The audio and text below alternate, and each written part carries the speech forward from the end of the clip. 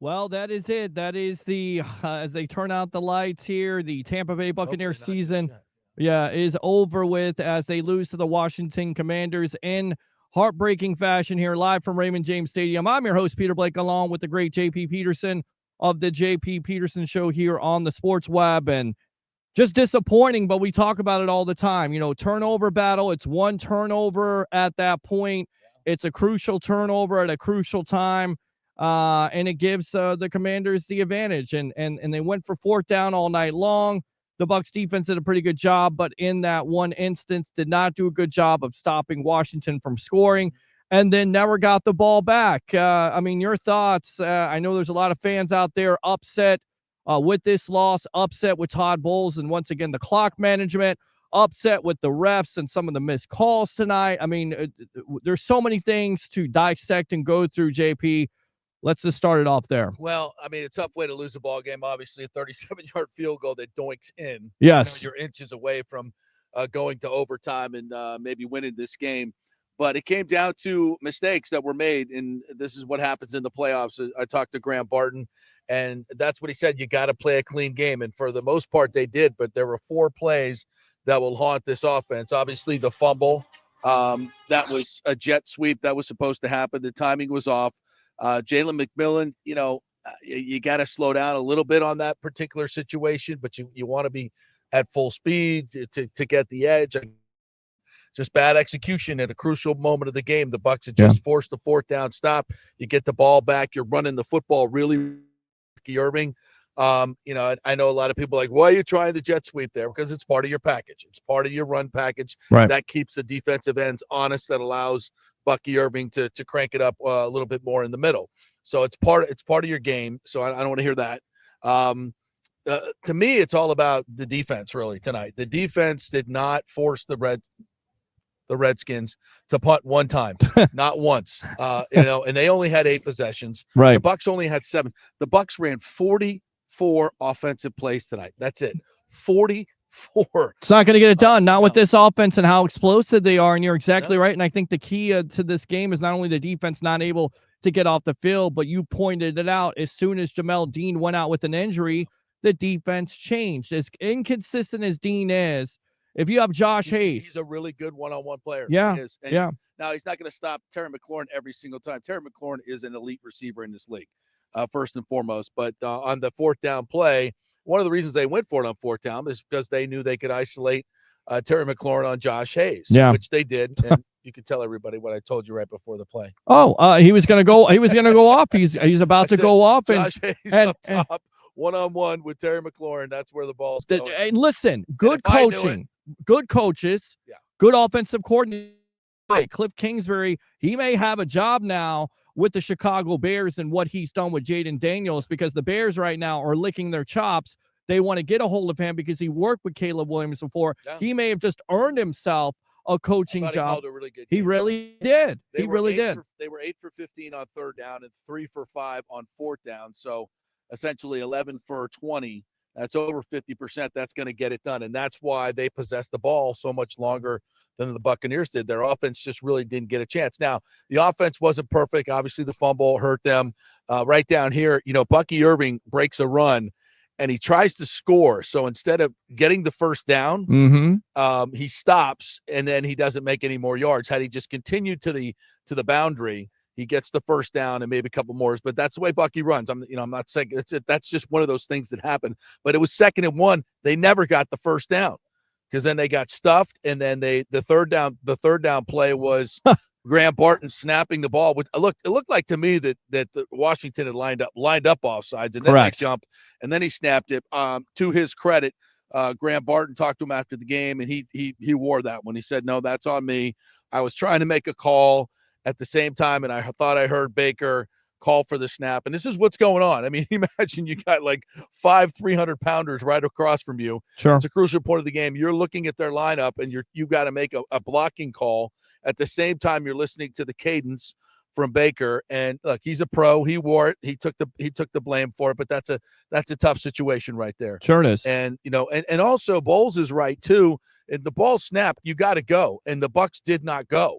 And I think the offensive linemen were thinking, okay, well, I don't want to jump now because they're offsides. And that was just a weird play. I'm going to have to go back and look at it. But I think what happened was, first of all, I thought they lined up in a neutral zone, but they didn't call it. And that was one of those errors. And you just can't have errors like that in a playoff game. Now, and just to me though, this Bucs defense is so, I thought they played fast and I thought they played hard. Right. But they never really pressured Daniels into a mistake, right? Which is something they haven't done. They only got 7 interceptions all year long. That's 26th in the league. It's not going to get it done. They have 11 fumbles. I think 18 turnovers total. Right. That's just not going to get it done. I asked Bowles about that at the end of the game, at the post game. And he said, we've done that in the past. We've been a team to get, but this year we have not. We've got to be more aggressive next year. To me, I thought this game, I said it all week on the show, that it was on Bowles in terms of coming up with some type of pressure packages that's going to force Jaden Daniels into some mistakes. You can't just let him sit back there and pick you apart. And for the most part, I thought that's what he did. Well, you look at his final numbers here. 24 for 35, 268, 2 touchdowns, no interceptions, no turnovers. That's the key. Sack, yeah. No yards. Yeah. And when you got a critical play, you pick up a penalty by Zion McCollum with Diaby. That was a killer. That was a killer play because Diaby got the sack on that, and Zion just grabbed him with 2 hands. And I guess he thought he was going by him, and he grabbed him with 2 hands. That's going to get called every single time. But that ended up. They would have had to punt the ball in that situation, and they ended up getting 3 points on it. And 3 points is the difference in the game. So just a couple of small mistakes. Well, actually big mistakes because they turn into big mistakes. It gets you beat. And, I just think that overall, and we'll talk about this, I think this team just underperformed this year. I think the roster was way better than the win total that they had this year. Agree. And, I think the future is bright for this team. We'll talk about that as well. All right, let's go out to the phone lines. What's your name? Where you're calling from? You're on the Sports Web along with the JP Peterson Show in collaboration with live here from Raymond James Stadium after your Tampa Bay Buccaneers fall in heartbreaking fashion against the Washington Commanders 23-20. Go. Hey, Peter, JP, can you guys hear me? Yep. I can hear you just fine. Yes, sir. Crystal clear. This is Virgin Boys. Okay. I'm calling again. What's going on, I just want to first, I want to say thank you guys for covering the Bucs all year. Oh, our pleasure. Yes. Our pleasure. Thank you for watching. It's been amazing. Thank you for watching. Yes, I love. I subscribe both their channels. I want to say a lot of people are gonna try to blame this on Bulls, but I'm more mad at Jamel Dean. Why? He makes all that money. It's a playoff game. He gets hurt. He can't come back in. Zion gets hurt and comes back in. I think he should either restructure his contract or leave because it's a playoff game and you can't come back in. And Hayes can't cover anyone. I knew he was going to get scored on as soon as Baker Mayfield fumbled, and it's just frustrating knowing that. It is frustrating, and Jamel Dean, you got to be fair. Right. He's been nursing a knee injury. That's why he hasn't played, and he re-injured it on this play. You can't question the injuries. You just can't. I know you're frustrated. But if a guy's hurt, he can't play. He can't play. Now, I'll say this. There are guys that are just durable. Rondé Barber played an entire season with a torn meniscus, the Super Bowl season. So some guys just figure it out and go out there and play. Some guys don't. I don't want to point any fingers at Jamel, but I'll tell you this. He's critical to this team. He's critical. When he goes out, he's our best cover corner at this point. Well, obviously Zion, I think, is better. But he usually gets matched up against the best receiver, and I thought he did a pretty good job tonight. The one deep ball to McLaurin, he was right on him. Yeah. He was right on. That's a great throw and a fantastic catch. That wasn't on Jamel Dean. I thought he played that perfectly. He made a really nice play down here when he was one-on-one. Listen, when you're one-on-one at the hash, it's you and Terry McLaurin on the hash, and you stop him one-on-one, that's a hell of a play. Yeah. And he did. He almost made a pick six, but with Jamel, he ain't going to catch the damn ball. Right. McLaurin had to actually play defense on that play, but he knocked it away. It was a great play. Now, he got burned over the middle that one time on a crosser. That's going to happen. It's Terry McLaurin. He's 4.3 speed. He's a player. Pretty good player. Scary Terry. Yeah. So I thought Jamel Dean played pretty well tonight for most of the time he's in there. But when he went out, and at the same time, Zion went out as well for a concussion. And so you're looking at Tyreek Funderburg and Josh Hayes playing quarter. I'm like, oh shit. Yeah. Exactly. We're toast. Yeah, and you look, you have to go in the off season here. You have to regroup. You have to definitely reevaluate. I think Jamel Dean with the contract there, He's been very inconsistent on top of it, not able to stay healthy. You're going to have to draft that position more than likely, and you should draft that position because Josh Hayes. Yeah, they definitely need another corner. Appreciate it, Virgin Boys, for the call there. Thank you for subscribing. We appreciate it. Absolutely love it. Open phone line. I know somebody was trying to call in. 727-255-0391. Ask for calls, get calls. What's your name? Where you calling from? Turn your phone down, please. Hey guys, it's a Bucs basement. Yeah, I know you were gonna call a Bucs basement. I mean, give me your Is it now an appropriate time to talk about the elephant in the room, which isn't an elephant? Yes, you can. Did we watch the game? Yeah. Listen, Glaciers, they were at the game. They saw a defensive-minded head coach team not be able to get the Commanders to punt once. And every time they went for it on fourth down, that was the Commanders giving Todd Bowles the middle finger because they knew that Todd Bowles and his atrocious defense, which is, as JP always says, leaves the middle of the field wide open. Yep. And wide open it was. It was an atrocious game by Todd Bowles. Sorry. And he needs to be fired. It's over. It's done. There's no brightness for this team until that man is gone. Because this is what you're getting, dude. This is what you're getting. Wildcard. The only team Todd Bowles beat in the playoffs was a team that had lost 9 straight games in a row that was on suicide watch. That's the only team he beat. No other team he's beaten. And after today's performance, you can't sit there and be like, you know what? Let's run it back and lose Liam Cohen. So, hey, let's let the offense regress. Let's let this defense just be the way it is. And then, hey, Todd Bowles will be fired next year anyways. But when we had Cohen, now we'll have to blow up the entire team instead of having to just kill the defensive side of the ball, which is the weakness. There's very few players I would keep on this defense, and I would fire everybody on the defensive staff because you can't buy a turnover to save your life. Oh, I'm sorry. Well, no, Bucs. Listen, Bucs basement, you're completely right about this. We always say bring your passion, bring your excitement, just don't bring any nonsense. When it comes to technique with these corners, we saw it crept up tonight. Once again, grabbing the waist, not looking back for the ball. That's been a constant thing. Also with Todd Bowles' scheme, playing zone, playing back, letting the offense have what they want to. Not enough pass rush. I mean, it continues. Let me ask you guys a serious question. Yes. Are you firing Todd Bowles after today's game? And do you think if Liam Cohen leaves for the Jaguars, will we be a better team next year? I do not let Liam Cohen get out of the building. Agree. I don't know if Liam Cohen's going to get a job. I think he's on the top of the list for some teams. Obviously, the Jaguars want to talk to him. The Patriots are going to hire Vrabel, so you can scratch that one off. Do you think the Glaciers saw today's game and looked at Todd Bowles and like, okay, let's Tony Dungy this because this is ridiculous? Well, and it really feels a lot like the Dungy situation. Look, I was in Philadelphia when they lost for the second straight time in Philadelphia in the playoffs to the Eagles, and because you said, JP, the Glazers hate seeing the team lose in the playoffs at home. They had to have hated the fact that the defensive head coach's team did not let the team punt once. Yeah. They must have hated that. And they possessed the ball for 11 minutes more than the Buccaneers did. 11 minutes more and had 69 plays to the Buccaneers 44. You really didn't. It was disgraceful. You didn't even get a chance for your offense to win the game because the offense could not get onto the field. So, yeah. And I saw some people say, look, if you hold a team to 23 points, it's not the defense's fault. First of all, it was 29 points because they could have scored many. They decided to go for it on fourth down. It's 23, but it's the context of the game. You go watch the game. If you don't make the other team punt, you don't get a turnover. That's bad. Absolutely. Defense. That's bad defense because they're doing what they want to do is keep Baker Mayfield and Mike Evans off the field because Mike Evans was torching Lattimore. Absolutely. All freaking game. Won that matchup by far. Oh my God, he destroyed him. It was amazing to see. Six catches, 84 yards and a tutty, but they couldn't get the damn ball back. And that's the problem. And so your defense is just weighing down your offense. And this game was all about that.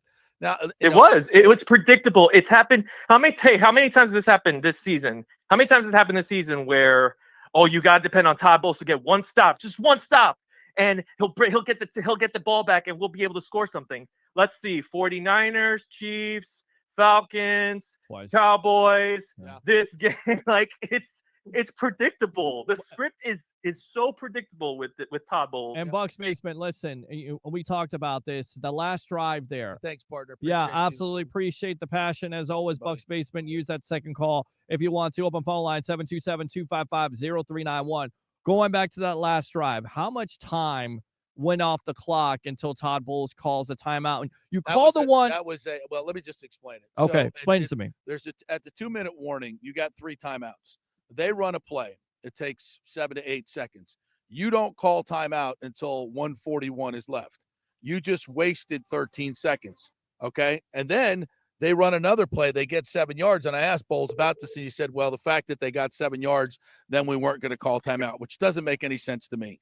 And once you call the timeout, once you elect to stop the clock during this series of downs, which you have done, you have to finish it out. You have to lean on your defense to get a stop. And what did they do? Second down, they got to stop. Yes. They got to stop. Yeah. So they were now it's 3rd and 3. So you should have called timeout right there. So basically, there was 55 seconds left before Daniels kind of sealed it with that run, student body right, when there should have been about a minute 30, a minute 35, right, which is crucial. Yes. Because then if they kick the field goal there with a minute 35, you got a minute 35 to go down and get a field goal of your own instead of 50 seconds. That's a huge deal, and that's a gross mismanagement of your timeouts.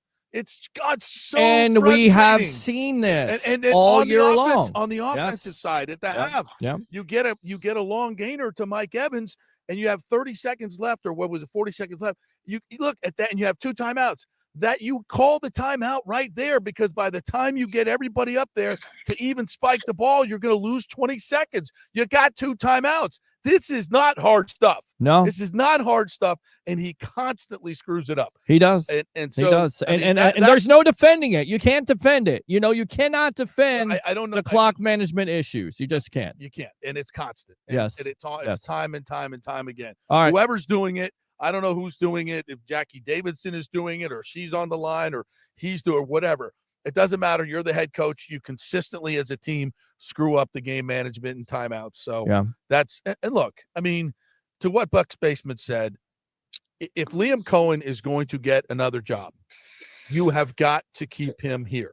Agree. You've got to keep him here, because you could have a coach quarterback relationship, play calling relationship, a la McVay, a la Andy Reid, Patrick Mahomes. I'm not saying it's to that level. Kevin O'Connell for the Minnesota Vikings. That's right. what all teams want. Right. And an explosive offense. And you can't tell me Liam Cohen has not, and Carberry and the entire offensive staff has not transformed this team.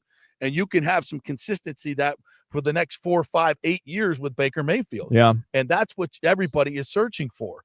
And defensively, if the defense was playing well and was getting turnovers, forcing turnovers, you could make a case for Todd Bowles, but it's not.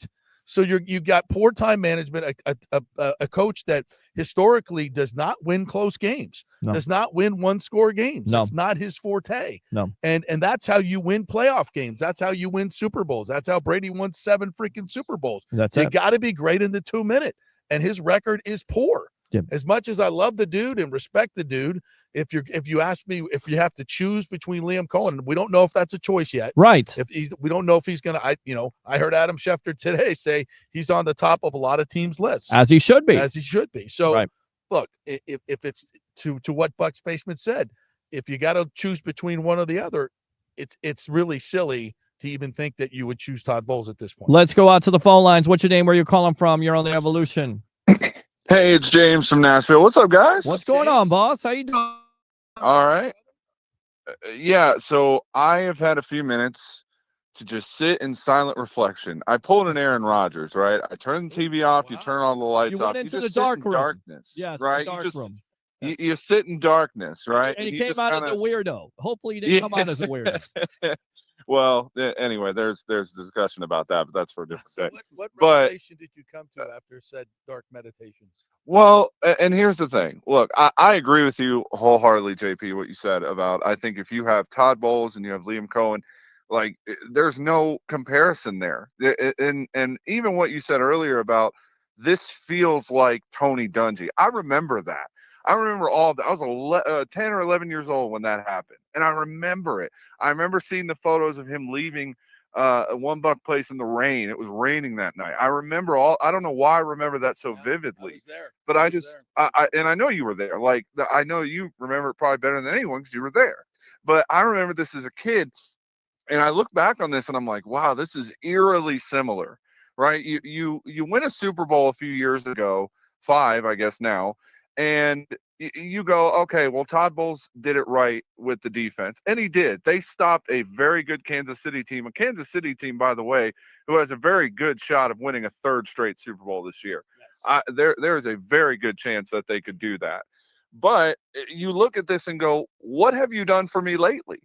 You know, if your goal is to win games in the regular season, 9, 10 wins, and get to the division, which has been severely just bad the last several years, and to win a division and go out in the first round or even the divisional round, then Todd Bowles has done everything you've asked of him, because he's been able to do that. Now, granted, he's had some very talented coordinators, Liam Cohen being one of those, to kind of hide some of the inadequacies of the defense over the past few years. But this is not a surprise what we saw tonight. This has happened all year.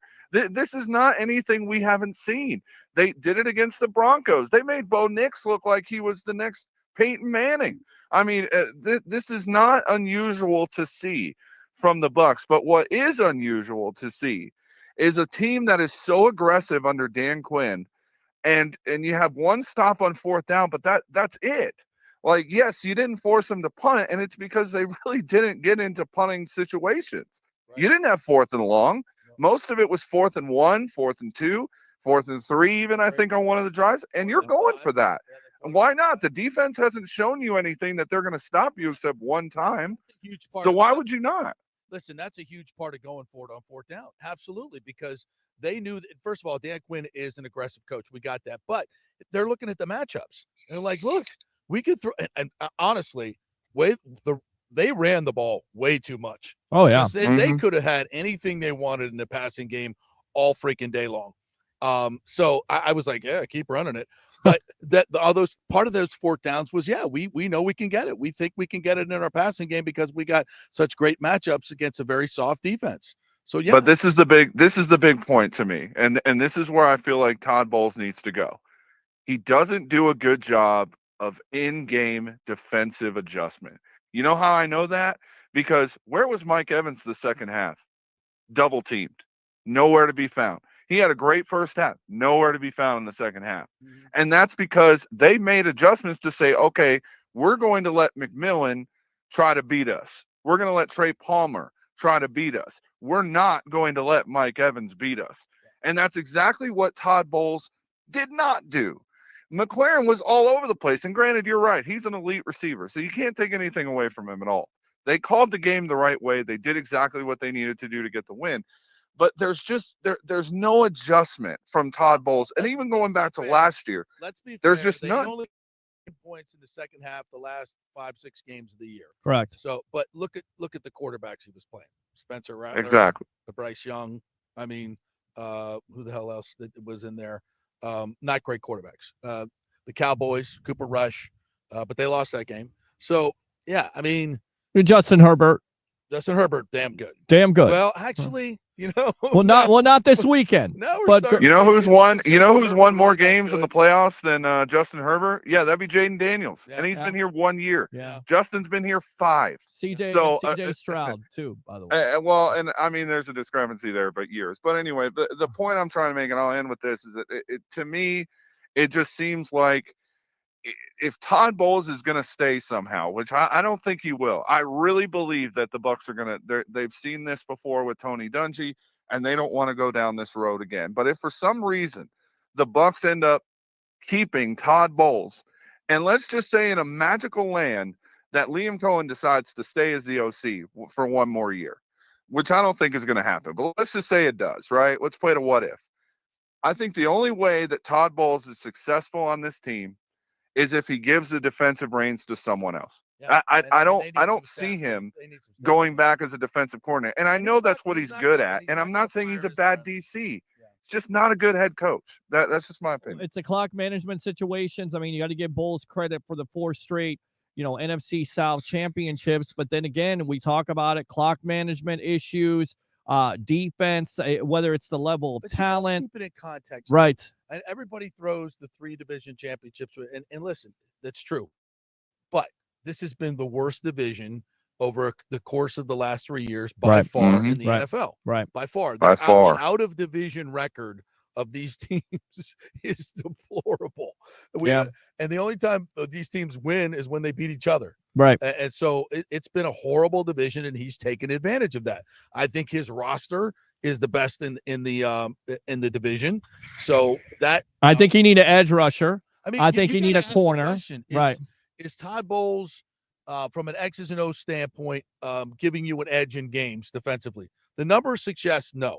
Is his defense still producing the turnovers and big plays that it used to? The numbers tell you absolutely not. Is he a highly motivational coach that brings your team to another level with his fiery speeches and wonderful motivational tactics? Well, I will again, to be fair, no. his team is every coach has to right, do that. right. Well, when I look at the sideline camera, after the McMillan play or another play, and he's basically saying, who called that? Like that's enough for me to go, this guy just either doesn't know what's going on, or there's just no fieriness about him at all. And that's just the kind of person he is. And not that there's anything wrong with that. No. But again, it's very Dungy-like. Even Warren Sapp said it. Warren Sapp said, when Dungy used to see me in the hallway, he used to say, "Oh, what's up, Warren? How you doing?" When John Gruden saw me in the hallway, he said, "You son of a bitch, I'm going to get you today." Like it was two different kind of coaching styles. Yep. And that's Tony the problem. Super Bowl. Tony's, up here in the well, Tony had great success doing it his way, but Tony had a lot of other great qualities. Well, you had Tom Moore. Remember you had Tom Moore as an offensive coordinator, and when Tony, but when Tony Dungy was hands off of the offense and allowed Tom Moore and Peyton Manning and the rest of the weapons to do their thing, and he just focused on defense, then that seemed to work. But remember now, going forward, yes, okay, like next season, like you look at this team. What is the strength of this team? Clearly, offensively. Okay. Let me ask you this though: did Liam? And one of the reasons this team is so much better offensively, is because of their balance. And Liam Cohen took this from the worst rushing team to one of the best rushing teams. Like literally the biggest jump in the history of the NFL in the Super Bowl era. Agree. In terms of okay. And so I know there's people saying, "Oh, this is a good roster, and we could just go and find another offensive coordinator." We found 2 in the last 2 years. Who's to say we can't find another one? That's, to me, that is not. Is that nonsensical? It's nonsensical to me. When you found a guy who works so well with Baker, and all these guys love working with him, they've developed great relationships and wants to be here. And he could go to any of these other jobs, but he doesn't know how he's going to get on with the quarterback. He doesn't know how he's going to get on with management. He doesn't know how he's going to get on with the ownership. He doesn't know what other players he's going to have. He knows what he has here in Tampa Bay. He has the best young running back in the freaking league. Yeah. And Bucky Irving. He has an emerging star receiver in Jalen McMillan. And he has one of the best young offensive lines in the game. He'd be an idiot to leave Tampa Bay. And we would be idiots to let him leave Tampa Bay. The way forward for this team to be successful is offensively. And you're just going to let your offensive coordinator, who totally transformed your offense, walk out the door and say, we'll find another one. Yeah. That's ridiculous. Well, if I'm Baker Mayfield, by the way, I'm praying that this guy stays. Of course. Because he's had so much turnover in his career, and he's got a guy who brought him to 45 touchdowns. Granted, he had 16 interceptions, but again, you can cut some of that down. Some of that you can say, well, that's not entirely his fault, but even still, like he's tied for second with the most touchdown passes in the league with, I think it's Lamar Jackson. He had a fantastic season, and that's with a running game that's averaging 144 yards a game, and you're still throwing for 41 touchdowns. I mean, dude, this offense is kicking. It's arguably the greatest offense we've ever had, and people are saying, oh, we'll just find another OC. With that being said, thanks a lot, James, for the call. Appreciate it. As always, use that second one. I want to go out to Alex if he's still there. Let me swap over to Alex here really quick. My question is, do you think Liam Cohen had a rough night with calling plays? Because he kind of tried to get a little bit too cute. Vea on the goal line there. I know you get a touchdown. Not a fan of that one. And then again, the end around, did Liam Cohen call that one? He had to call that one. And right. I don't want to hear it. Listen. The jet sweep has been a staple in your offense all year long. When you run it and you don't execute it, it's not because the call was bad. Right. It's because you didn't execute it. So true. It's about execution. That's right. Sandra Nagel, my mother, always says it. They didn't execute enough. You're exactly right, Mom. Right. Mom's always right. Let me go out to Curtis. Curtis, welcome to the Evolution and Collaboration with the JP Peterson Show. Curtis, are you there? Yes, I'm here. Yeah, I mean, how you feeling, my friend? I know that you're an emotional Bucs fan. I mean, Todd Bowles, is this a blame on Todd Bowles? Who's the Listen, blame on? I need. Listen, I know a lot of people have been calling in. You know, a lot of people have voiced their opinions. Yeah. It's Curtis's time. Okay. Number one, this has been going on this whole year. This offense has made up for the mistakes of the defense all year. They've been the clear deodorant of this team, if you will, covering up the defense's mistakes. Yes. However, secondary has looked like shit all year. Excuse my French. Well, that's all right. We speak French on this show sometimes. Agreed. Secondary, they need help. But you know what? I told you at the beginning of the year, that secondary, I was not confident in it. Yeah, Zion is okay. Jamel Dean is okay. But you need some real talent at corner. We need some real talent. Somebody threw this out there, and I'm just throwing it out there against the wall. There's no 7 inside. interceptions this year. Sauce Gardner. 7. Sauce Gardner with the Titanic over there with the Jets. Are you trading for Sauce Gardner? Can I get some extra sauce? I'd love to get some extra sauce. I'm not giving up more than one first round pick. Well, I don't know what they're going to do, but they need help. They need edge rush. I'm not giving up more than one first round pick. Number two. This is terrible. I'm going to say this, but I'm going to say this. I really hate Devin White right now because I thought he was going to be the yin to Levante's David Yang, and he was going to pick up the slack after David. That ship has sailed a long time ago. I understand that, but it's just, we got we need edge rush definitely bad. I mean, Shaq Barrett, thanks for the effort, but he basically signed to get a paycheck. Well, let's not denigrate Shaq, okay? I love Shaq. I love shows Shaq. You how desperate we are for an edge rush that we and yes, I understand that. And to me, JTS he's gone. Yeah, he's gone. He's gone. He's been gone. So he's absolutely been gone. Yeah. This Liam, the offensive coordinator crap. Okay. Yeah. Listen, I love our offensive coordinator. Okay. Mm-hmm. I even have love for Bowles. Bowles he's an old school, for lack of a better terms, stubborn old man. That's what he is. And he's going to do what he wants to do when he wants to do it. Now, I don't have a problem getting rid of Bowles. The only thing that makes me afraid is I'm listening to what everybody's saying about it reminds them of Dungy and everything else, but it also is starting to remind me of when Dirk Cutter took over for Lovie Smith. All right, first let's stop. I'm going to stop you dead in the tracks there. Okay, Dirk Cutter's offense wasn't running like Liam Cohen's offense. No. You're 100% right. Okay. My point to that was saying is they forgot about the defense. Yeah, and we don't. There's no. And we're not trying. We don't know that. I mean, listen, we got a great offense. We do. We have a great offense. We do. And I'm not saying let's not focus on the deep offense. Turn my headphones down just a minute. But we gotta focus. We gotta focus on this defense. Yeah, listen. You can hire Liam Cohen as your offensive coordinator. Then you go out and find a defensive coordinator that maybe is a little bit younger, and the staff that's a little bit younger, a little bit more in tune with what's going on, and is aggressive. And we'll get turnovers. Yeah. And to be fair, Todd's defense has done that in its history, but it seems like it's just gotten a little played out. I mean, and I agree with you. Listen, the time is over. Yeah, Bowles is 62 years old, right? Correct. I think this is a great time for the Glazers to come to Todd. Curtis, thanks a lot for the call. Say, Appreciate you. You know, we really appreciate you and what the culture that you brought to this team and help build. And we want to move you upstairs into a consulting role. Pay him handsomely.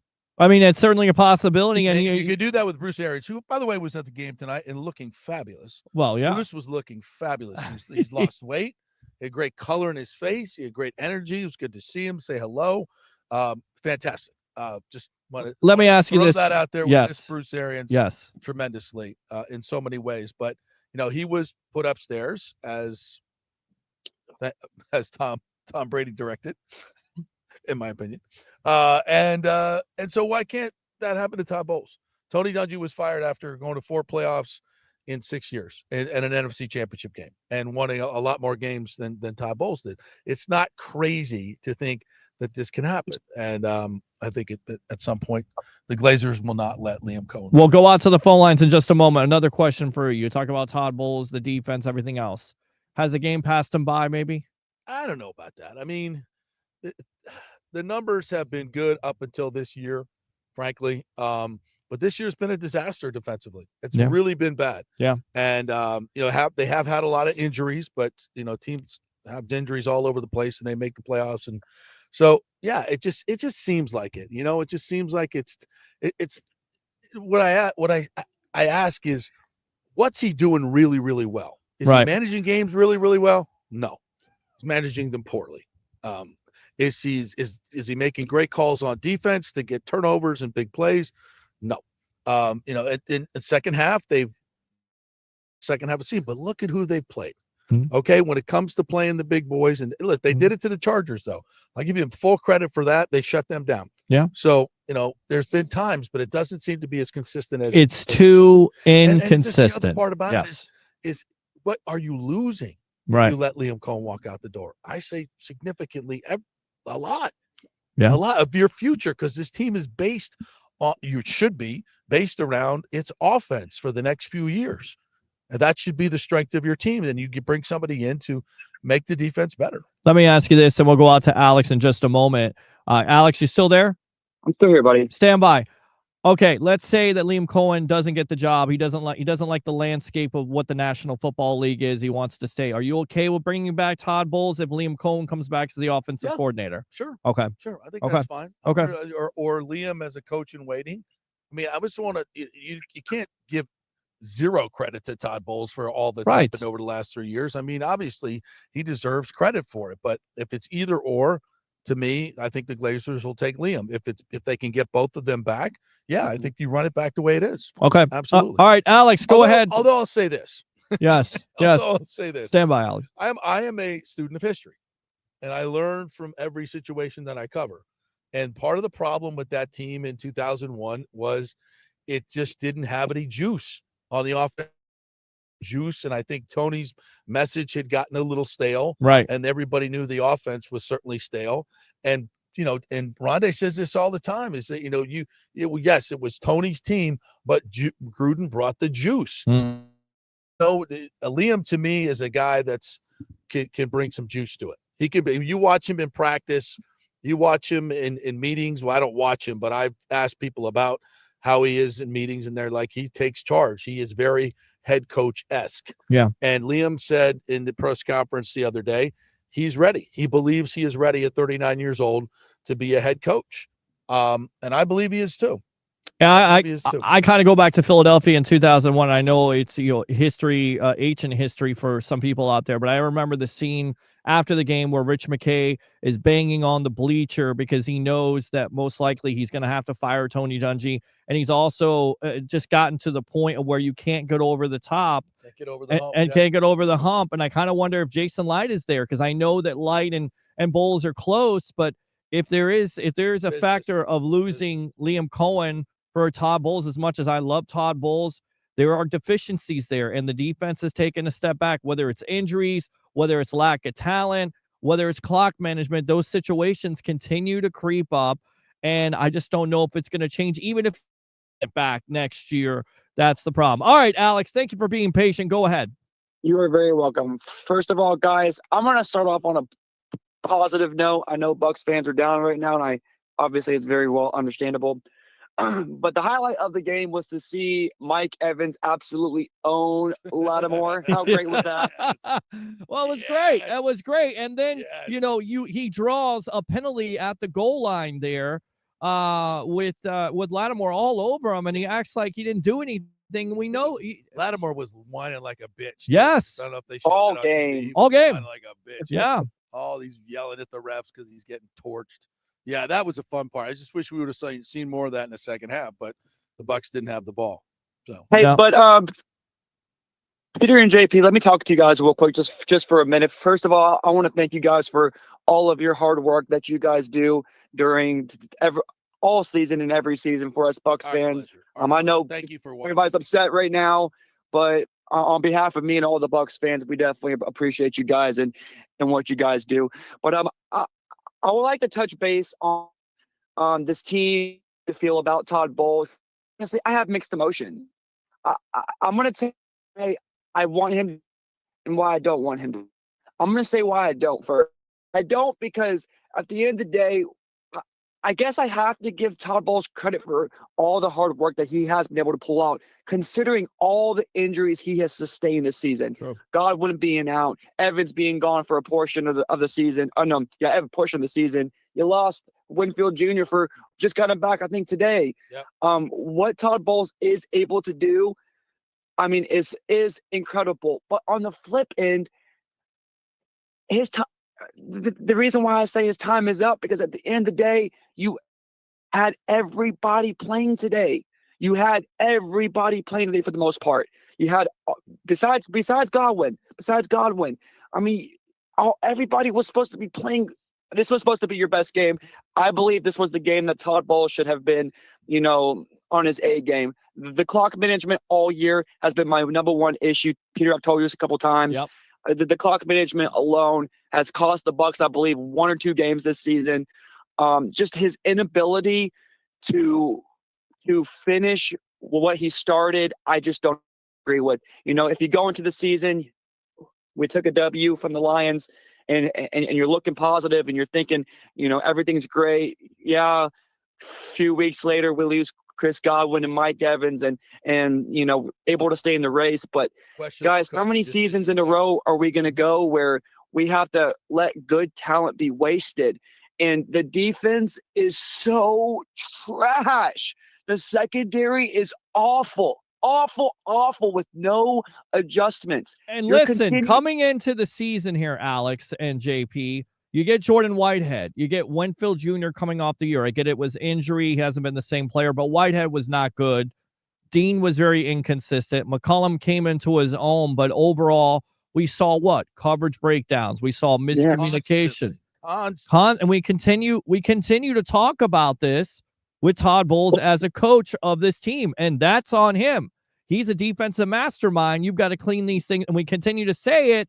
Is it going to change? Because if you continue to do the same thing over and over again and expect different results, what is that? Insanity. And it's tough to watch this defense sometimes because you and I can see it. You can see it, JP, when they're playing 5 or 10 yards off and again, they're playing zone, they're trying to keep everything in front of you.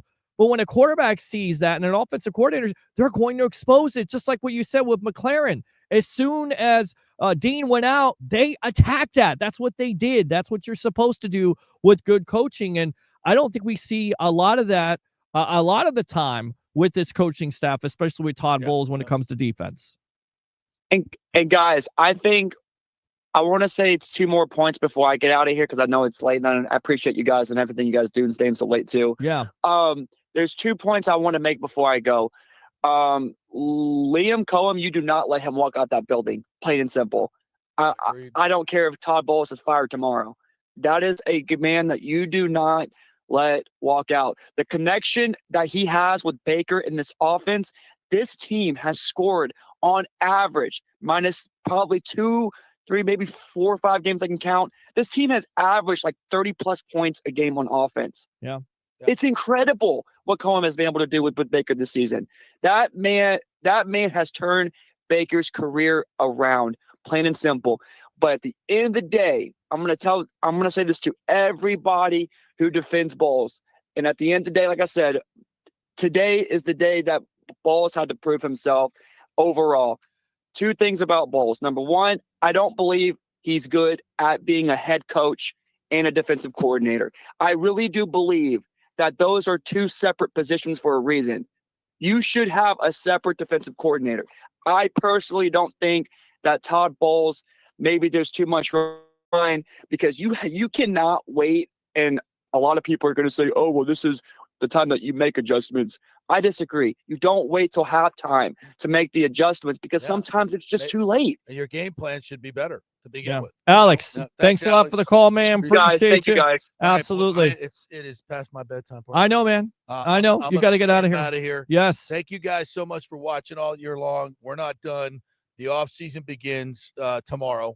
We'll see what happens with this coaching staff. So stay tuned to Peter's show and my show. I'll be on in the morning, 10 to 12 tomorrow. We'll have some guests on. Nick Geddes will join me, and we'll break all this down. I got to go home and watch this whole game over again before we do the show tomorrow. So we got that to do. But we just appreciate you guys liking and subscribing to all our social media, the JP Peterson Show, Fan Free Sports, all that. We do it for you guys. We can't do it without you. So thank you guys so much for watching and listening and commenting. We love you. Tune in tomorrow. We'll have even more perspective for you from 10 to 12. All right. All right. Good stuff, brother. my friend. Yes, Appreciate sir. you. Yes, absolutely. We'll come back out of here. Let me go ahead and Comments. I want to hear those. yes, we will definitely read those comments, my friend. Absolutely. Let's go ahead, come back in here. Let's go to the middle. Stand by for a moment, because I'm going to take a quick break. I'll be right back. I got to grab something really quick because it is getting a little chilly right now. So I am going to go ahead and grab this, and I will be right back. Stand by. The phone lines will be open, but I will not be here. So hold on.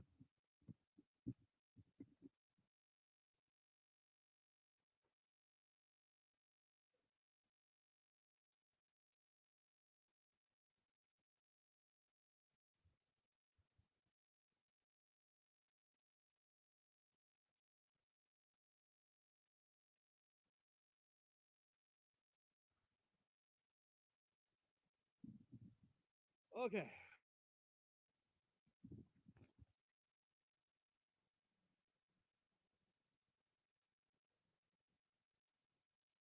All right, so we are definitely back here.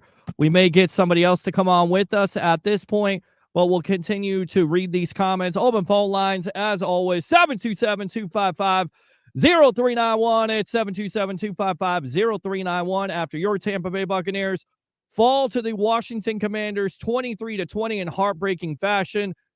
Zane Martinez with a 37-yard doink field goal to end the game, where look, the Commanders have done this all year long when it comes to fourth quarter comebacks, when it comes to this rookie quarterback having the opportunity in clutch time. He has come through big time. All right, so we'll continue. We'll go and read these comments as always. Let's go ahead. Don't fire the cannons. Dave Ruffalo, tough, brutal loss. Absolutely. Outcoached again. Josh McAllister, Bowles needs to clean his office out tonight. He didn't deserve the job in the first place. Cam Decker, I told you, all we had to lose primetime games. It's when Baker bakes turnovers. I mean, one turnover tonight, it's a critical turnover, but is that all on Baker? I mean, he would tell you it is. But all year long, Baker Mayfield should absolutely be an MVP conversation with the 41 touchdowns and 16 interceptions. And Cam, look, I get it.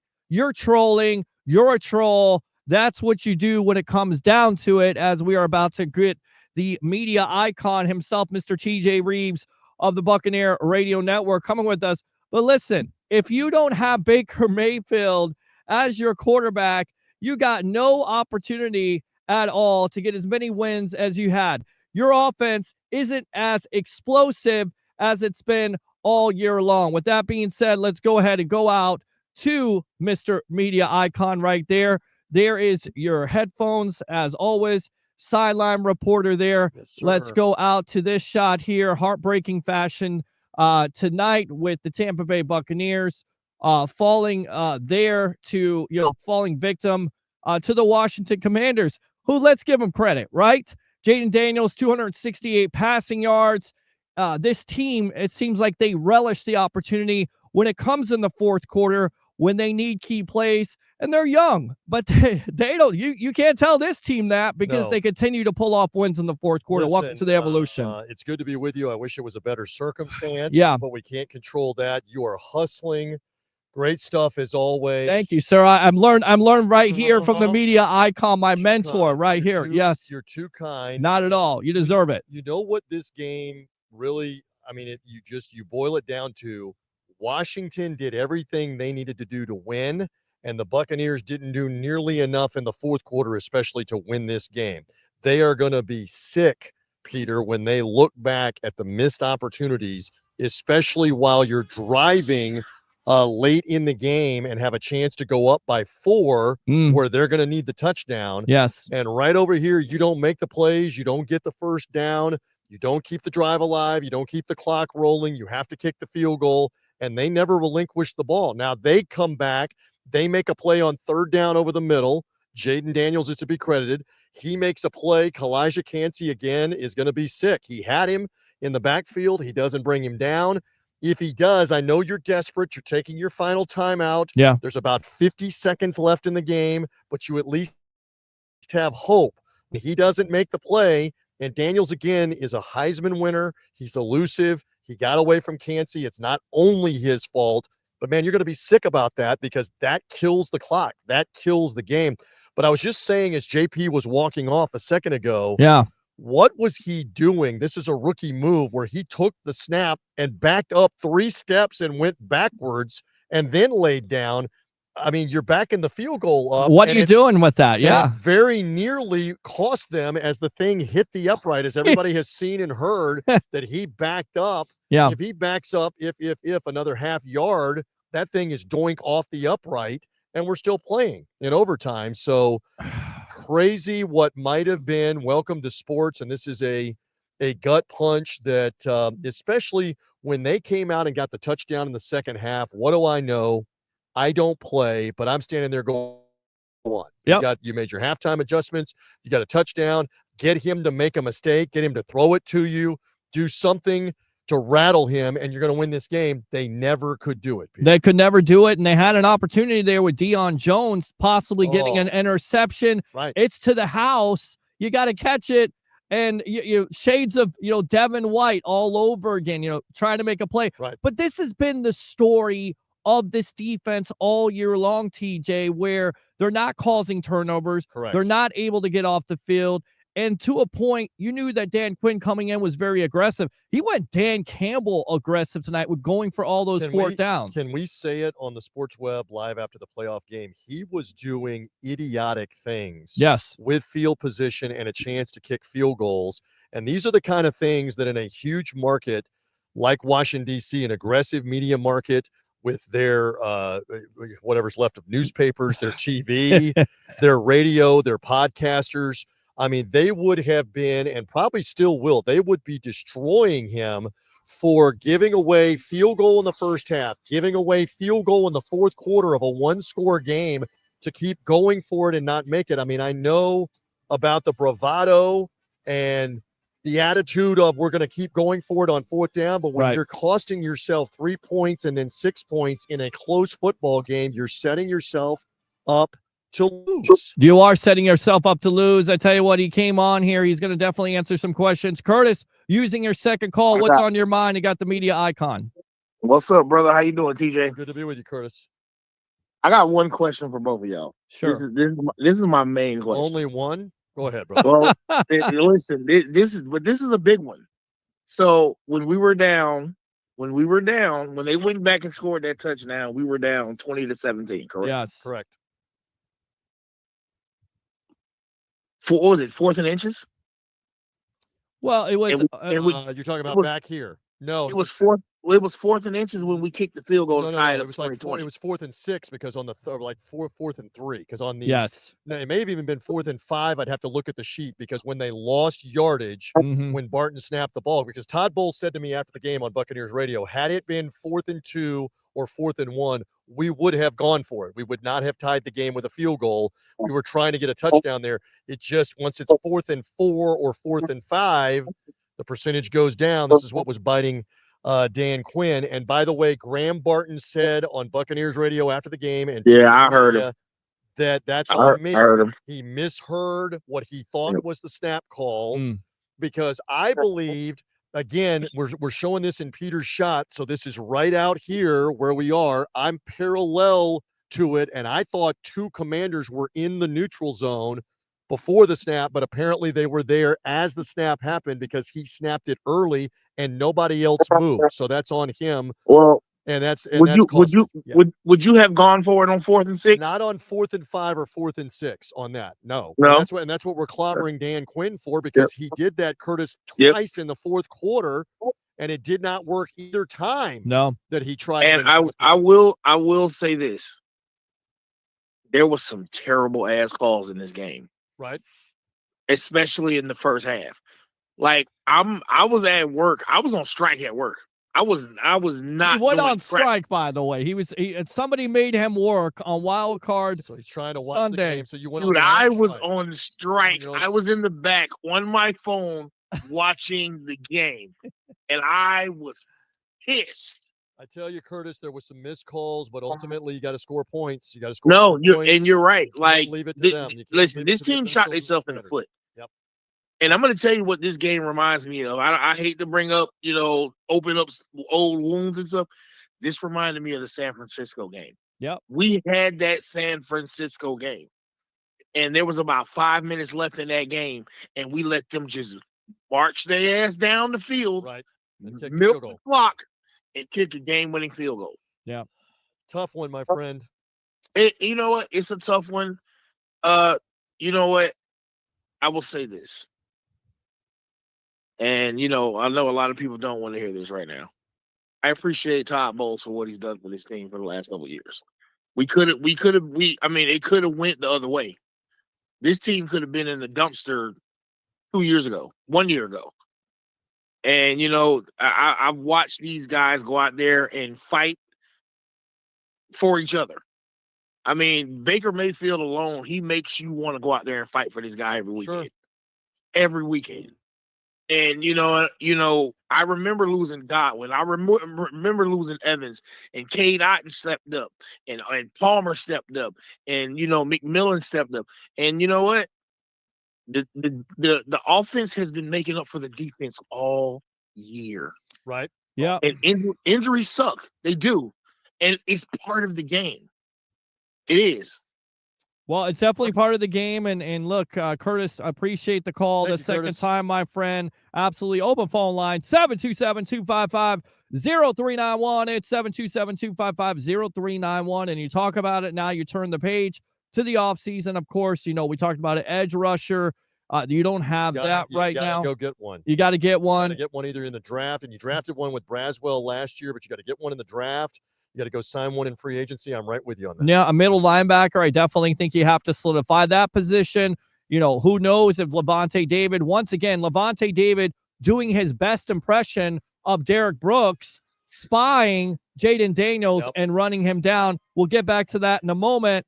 Well, let's go out to Alex using his second call. Alex, you're on with the media icon, Mr. TJ Reeves of the Buccaneer Radio Network on the Evolution, the Sports Web Live from Raymond James Stadium.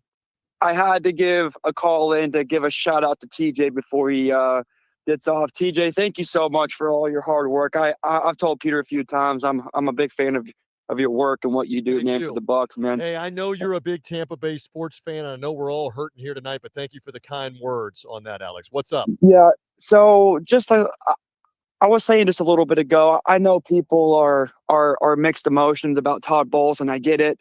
As we all know, if I'm the Bucs and I'm going into the off season, I'm first and foremost, that secondary was, as you've seen, pretty god awful in my opinion. There was a lot of fourth down conversions given up, except in the red zone. You noticed that, right? So the issue with the Bucs tonight that I've noticed, and it's kind of been a thing all year, is that the fact that our defense lets these teams get down the field so quick. Yeah.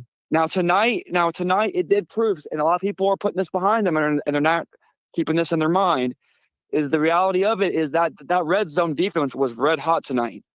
I just think that because everybody's talking about well they never punted. They never got a punt. They never punted because they didn't. But the reality of it is that red zone defense was very hot tonight. But reality of it, we are where we are. And I wanted to ask TJ himself, and based off everything that he knows, do you give Todd Bowles another year, or do you let him walk? No, absolutely. And I'm going to tell you my second question. I think Todd Bowles is a very good defensive coordinator when he's just a DC. I think the reality of it is him taking a head coach and a DC position at the same time has really kind of exposed himself. Do you agree? Do you disagree? Do you agree with giving him another year? Do you agree with maybe, because obviously, I'm going to say this before I go, you don't walk out of one Buck place. We'll cover all of it. Plain and simple. Gotcha, Alex. Appreciate the call. Yes. So let's go over 2 or 3 things. The thing is, we have lived through coaching change after coaching change after coaching change. True. I am not in the meetings with the Glazers, contrary to popular belief. They are the only ones that truly know what they intend to do here coming up. I will say this immediately after all of this, where it's raw, it's fresh that they just lost the playoff game, that they won 6 of the final 7 games. However you want to talk about winning them and level of competition, they went and won those games. They played hard for this head coach. They played hard for this team. A lot of it was offensive based. And so they won their way into this position. And they had chances tonight that don't have anything to do with coaching. It would not have mattered if Bruce Arians is the coach. It would not matter if Liam Cohen was named the head coach. Right. It wouldn't matter if Peter Blake was the head coach. When you have opportunities to make plays and you don't make them, right, that's not a coaching thing. So I understand the concern that Liam Cohen may be somewhere else. And here's the reality. If he wants to be a head coach and another NFL team wants to hire him, there's nothing the Buccaneers can do to stop that. Even if he's under contract, the policy and procedure is in place that if you're going to be a head coach, when you're an assistant, when you're a coordinator, then you've got the opportunity to go be a head coach. Right. So we're going to find out what he wants to do. Don't lose hope here that he might not want to stick around. I mean, it's there are worse things than staying with Baker Mayfield and this offense and helping your brand and helping your pocketbook and helping your bank account and helping your experience level for another year or two. Yes. There are worse things than sticking with this. So stay tuned on what happens. I don't have the crystal ball. If he wants to leave to go coach the Jaguars or one of these other openings in Chicago or wherever goes, I mean, Todd Bowles went about 51 weeks ago, 52 weeks ago, and found Liam Cohen right around that time after Dave Canales left. Yeah. So you got to have some belief that he would be able to do that once again. The only thing I keep coming back to is if this had gone south enough where you don't make the playoffs, then you've got the stronger argument against Todd Bowles and him potentially coming back. Sure. I say again, with this fresh and raw, you won 6 of the 7 games that you had to win. Right. And that says something. That counts for something. And again, the team continues to play for him. Correct. They're not getting blown out. I get it. It's a hurtful, heartbreaking loss. You've had them all year long. You could go back to the Kansas City game in overtime where you take them down. You lose to Patrick Mahomes in overtime. The 2 Atlanta games, the San Francisco game. Yep. Over and over again, maybe one blowout there to the Denver Broncos. You beat Carolina. I get it. It's not necessarily what football you want to see, but it's been exciting football. You win 4 straight NFC South championships. I don't care if the division, in your opinion, is trash. It's still, you win that division consistently. It's tough to win in the National Football League. So you're turning the page on that. And I guess there's a bell in the background. It just said it was I guess it's 1 o'clock in the morning, so there you go, a bell. I don't know. The thing is, we're here, we're rocking. I don't know how much longer the lights are going to be on. Yes. You would think they're going to be on for a little while longer. You would hope. But we may close the place down. We may close the place down. Soon. That's what we do here on the Evolution. Open phone lines to talk to the media icon, Mr. TJ Reeves of the Buccaneer Radio Network. 727-255-0391. It's 727-255-0391. And see, Aunt Tammy, You thank had you. to go. You had to go with the sleeves. Yes, because it was it's gotten a little it's brisk. gotten a little brisk here. And you talk about Kalijah Cansey. I think again that's one of the building blocks. He wasn't able to stay healthy, but when he's able to stay healthy, but you feel bad for him because you think he's got him in the and you talk about it, you saw it, he's got a towel at that point, and you're not able to stop Daniels, and basically you grab the towel, but but not him. Yeah, I mean it's again, it is a players' league. Yes. When you're making the plays to win the game, it's the players that are doing that more so than the coach. Players have to make plays, and in the end, Jaden Daniels made plays. Yaya Diaby, I mean, he's going to be sick that ball's floated right over him to Austin Eckler for an 18-yard gain. Yep. At the minimum, he's got a chance to knock that ball down. Yeah. Perhaps he has a chance to pick it off, and instead it's an 18-yard gain right over the top of him. So the Commanders made the plays here tonight. I am not one. Part of this, I guess, is a little selfish. At the same time, I love dealing with Todd Bowles. It's great for what I do on Buccaneers radio. And I went through, we all did what happened in the 2010s, where you just went through an odyssey of trying to find the right coach until you came up with Bruce Arians, his staff, which is now segued to Todd Bowles here the last 3 years. So you've had a lot of wins and a lot of winning, and you better be very, very careful to go down the road and try to blow the whole thing up and start over and start an odyssey like what you had in 2010, trying to figure it out. Yeah, I'm not ready to blow it up. Again, I'm a little bit torn myself because I like Todd Bowles, but then again, there are some things there that still creep up. At the end of the day, though, you definitely have to improve the talent. Let's go out to the phone lines here. What's your name? Where you're calling from? You're on with yours truly, along with the media icon TJ Reeves of the Buccaneer Radio Network, live here on the Evolution from Raymond James Stadium. It's Jim calling, guys. Hey, TJ. Yes, sir. Do you think that the Liam? Look, I love Liam, but after the Bucs made that stop, and this is after Jamel Dean is out of the game, they made that 4th down stop. After Evans makes that huge stretch for the 1st down, why call a jet sweep? Why not just hand it off to Bucky, move down the field? You're up 4, you ice the game. In my opinion, that was the key call. I think our OC got a little bit cute with his play call. It's fair. They were that's my issue. I just wanted to hear. Sure, and thank you for the call. Yeah, Jim, thanks a lot for the call. Appreciate you. Yes. So when it doesn't work, you're gonna get blasted. Criticism, and, yes. And welcome to the playoffs when things don't work. Now, I will tell you at field level, the Commanders and Dan Quinn are to be commended. They watched, obviously, what New Orleans did last week up front, and they were winning a lot of the time up front. Yeah. Bucky Irving is amazing at making guys miss. He has been all year, and there were 3 or 4 times where he made guys miss and turned it into almost an individual effort to get 5 yards, 8 yards. A mortal like you and me ain't doing that against that defensive line. No. So part of what went into that call, Peter Blake, is they're bunching up front. You're giving McMillan the head start coming across the formation. You've had success with that play throughout the year, and you're thinking in that moment he's going to get around the end and get 10 yards, 15 yards, 20 yards, maybe more, because they keep bunching up on the line while you're backed up, and they screwed it up. Let's just be frank. They screwed it up. Again, Baker Mayfield said to me on Buccaneers radio after the game, that's on me. I am 100% responsible. I'm paraphrasing that we didn't time it right. We didn't get the snap correctly, and that's on me. I can't do that. We can't have that. Yeah. McMillan had a look in his eye. He was sick over that whole thing just a few minutes after this game was over with because they know it was big. Now, I will further say I'm not just apologizing for this team. Sure. There was a whole lot of games still left after that. You can still make a play to stop them from getting a touchdown, which they got.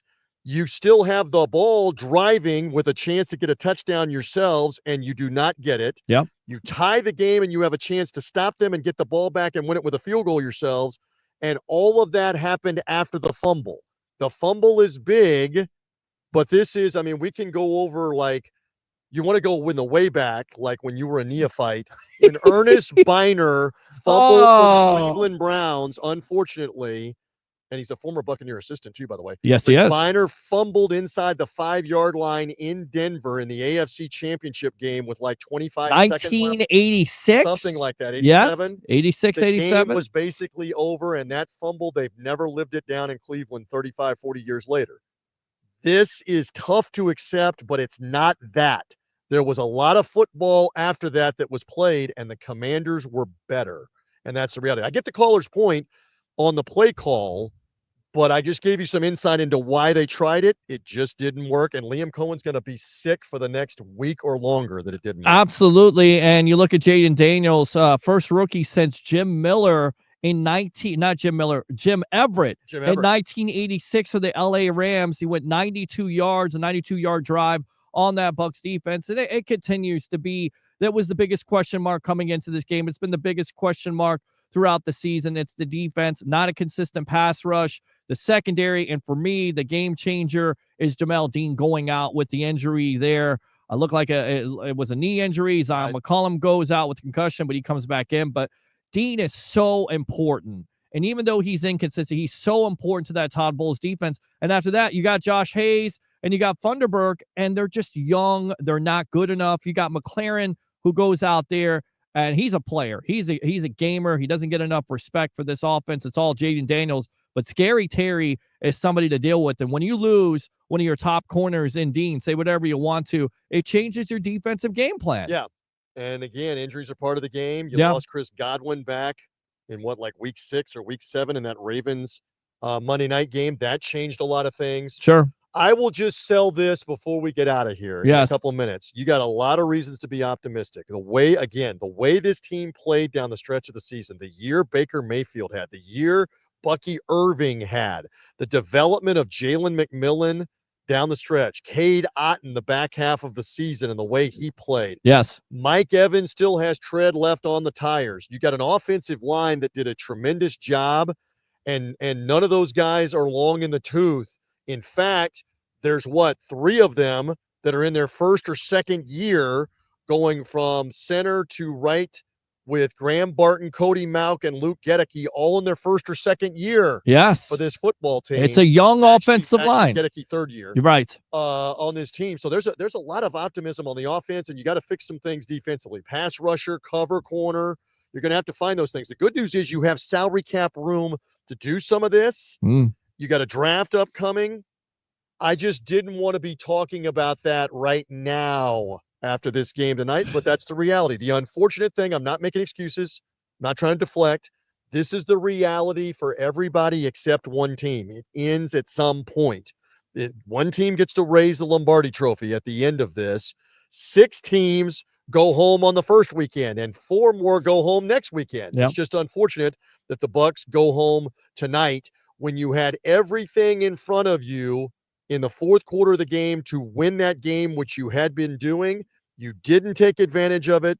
Washington did, Peter Blake. That's it. There you go. Well said, Mr. TJ Reeves, media icon of the Buccaneer Radio Network. Appreciate all your contributions. Yes. As always, my friend. Keep up the great work with the content, my friend. Yes, sir. We got a table now, too, not a garbage can. I hope that you fans enjoy the hustle, the amount of work that Peter puts into this and effort to get this show on.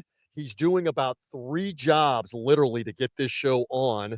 And, I am proud of the effort you make. And I think the fans appreciate the effort that you make. Thank you. And we hung in here for a while tonight. Unfortunately, the result is not going to change, is it? It's not going to change. 23-20, the Commanders win and end the season for the Bucs. That's it. There you go right there. So I'm going to probably read some of these comments, and then I will probably end the show off. So you're welcome to get out of here unless you just want to hang out. I got to roll. Okay. We're up early for school tomorrow. I'm up for work. So later today. Yes, later today. And I can't go on work strike because if I go on work strike, I'm on the phone. Bills. Yeah, they got to pay the bills. Got to pay the bills. Got to pay the Tesla off. Got to pay the rent. Buccaneer fans, hang in there.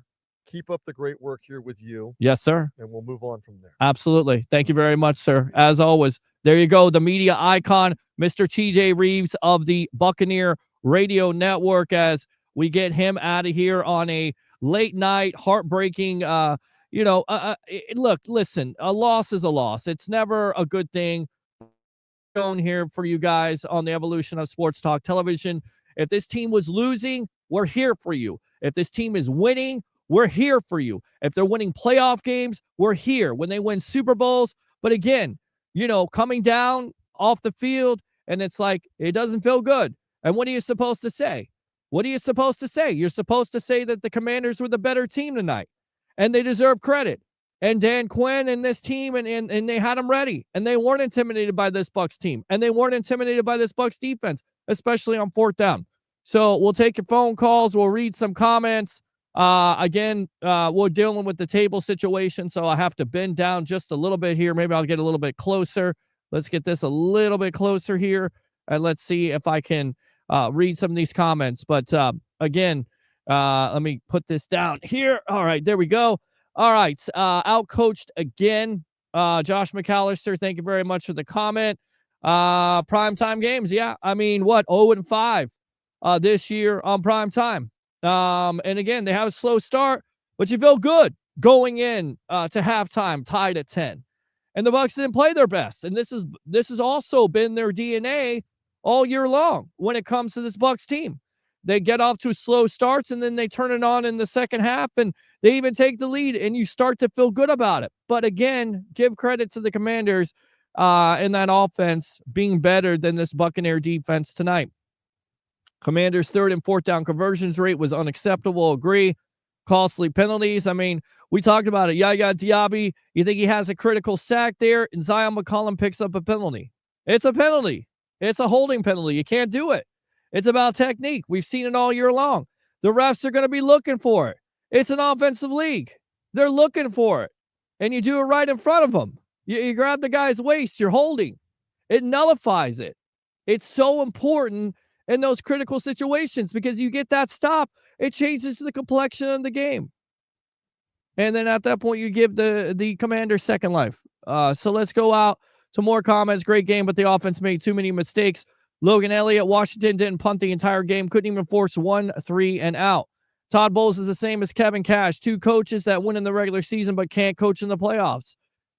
Goodbye, Cohen. Enjoy Jacksonville. Don't let the door hit you on the way there. Thanks for losing for the season. Butterfinger Mayfield. Well, I'm right. Baker Mayfield, once again, gives you the opportunity all year long for this offense and being the captain, of this offense with his play on the field.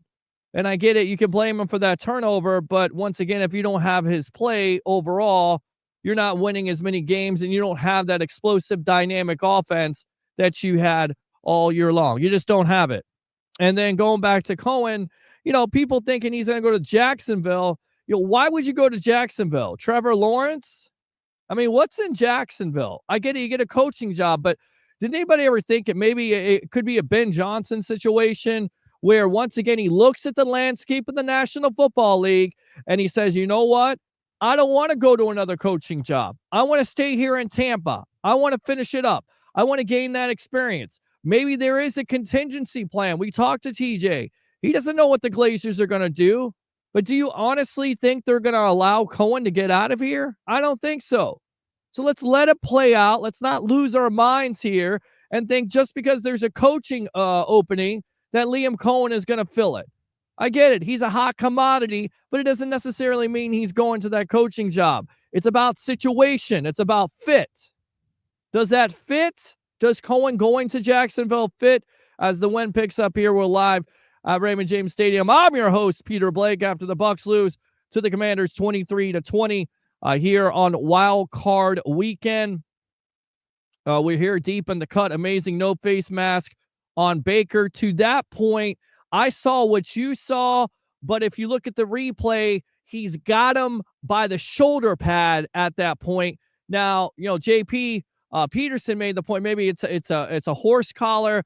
You got to get in the back. It looked like it was a face mask, but you look at the replay again, it was the shoulder pad. Bucs lost this game themselves. It was team loss, offense and defense. Josh says Washington didn't respect Todd on defense.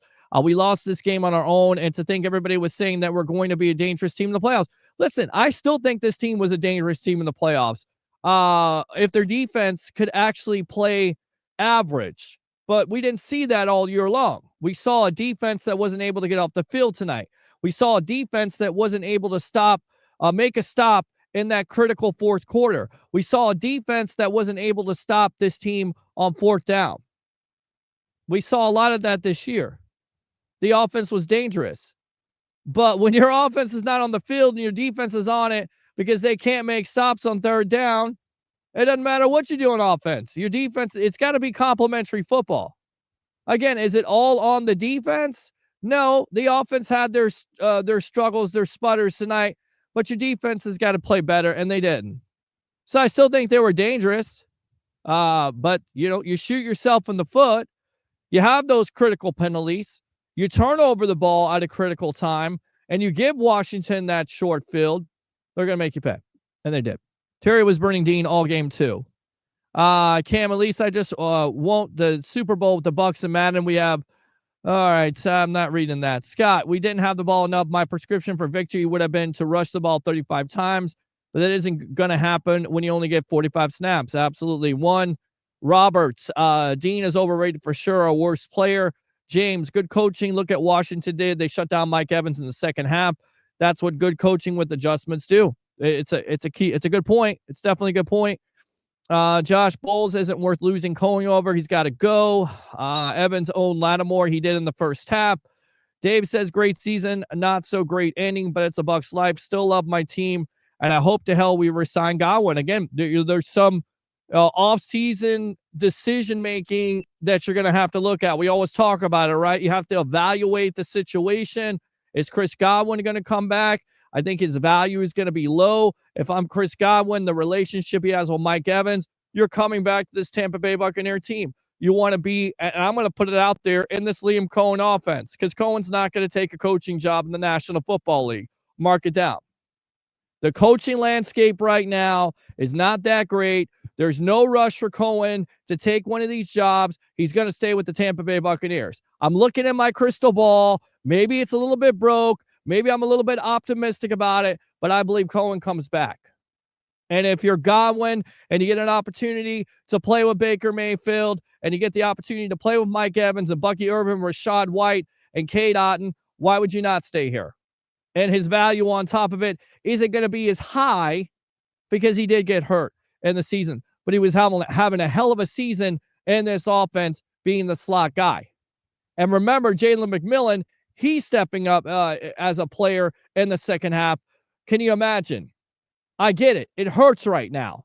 It's like heartburn, right? You wake up from it about 6 o'clock in the morning because you shouldn't have ate that food, before, but you did.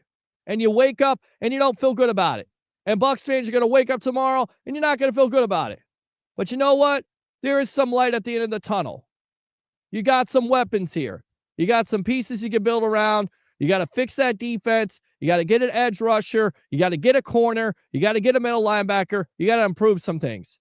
Maybe you fire some coaches. I'm never in favor of it, but you got to make some changes. But the pieces are here.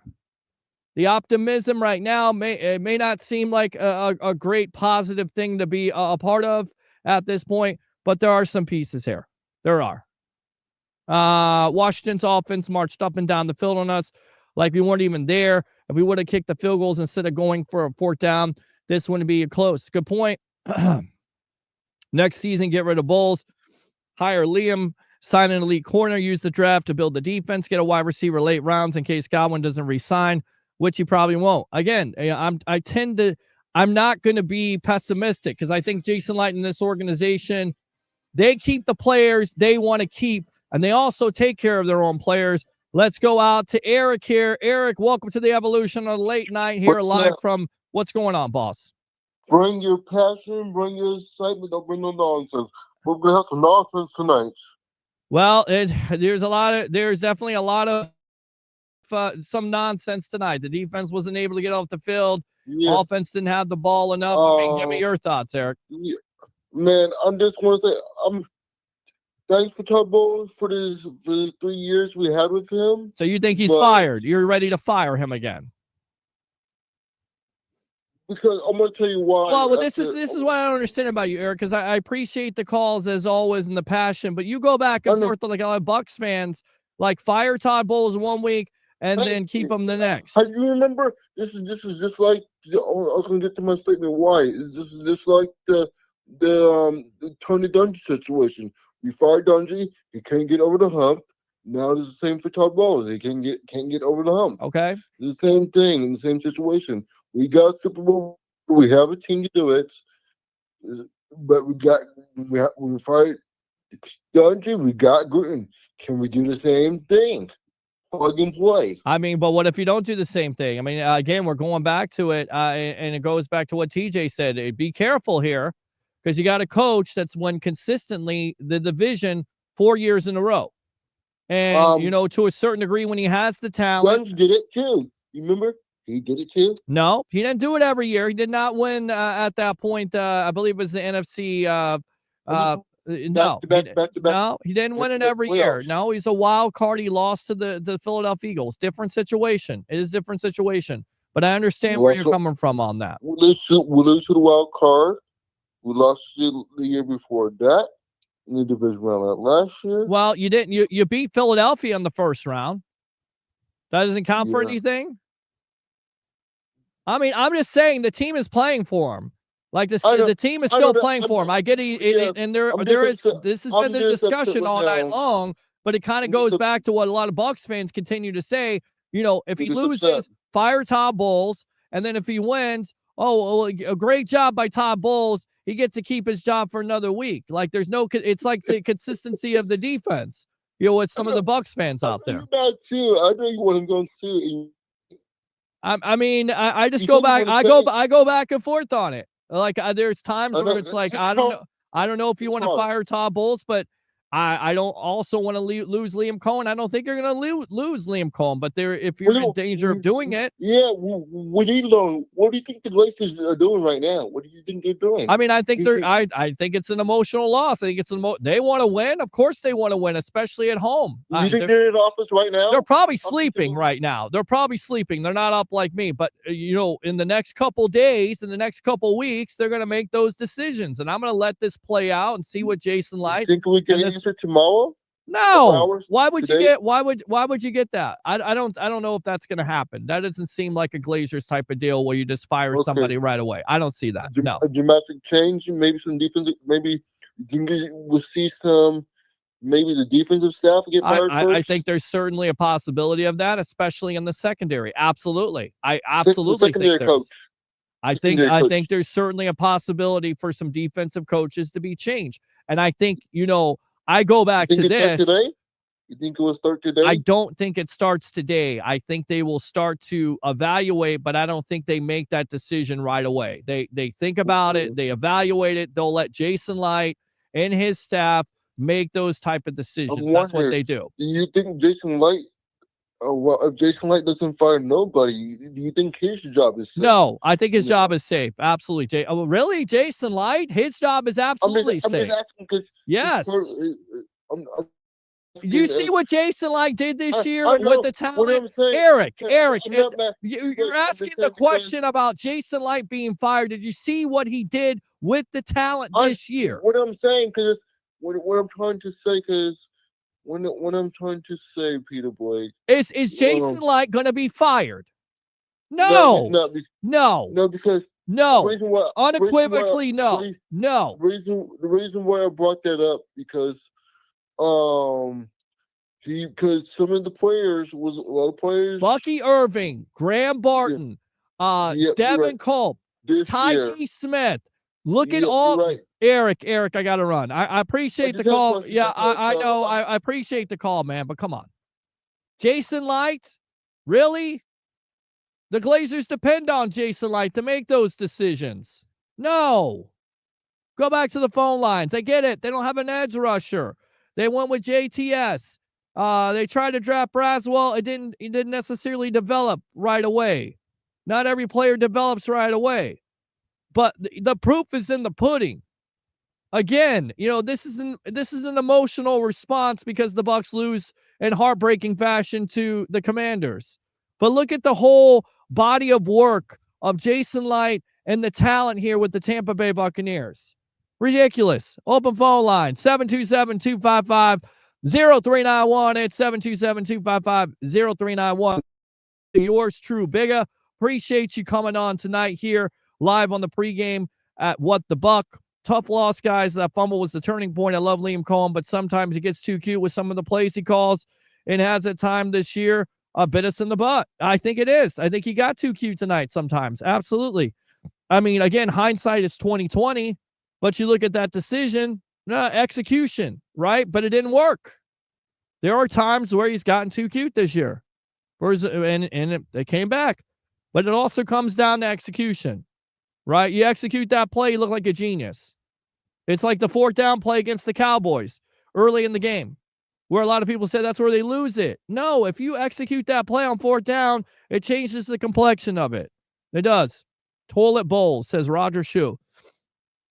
Frank says they can't cover, they can't force turnovers to get sacks.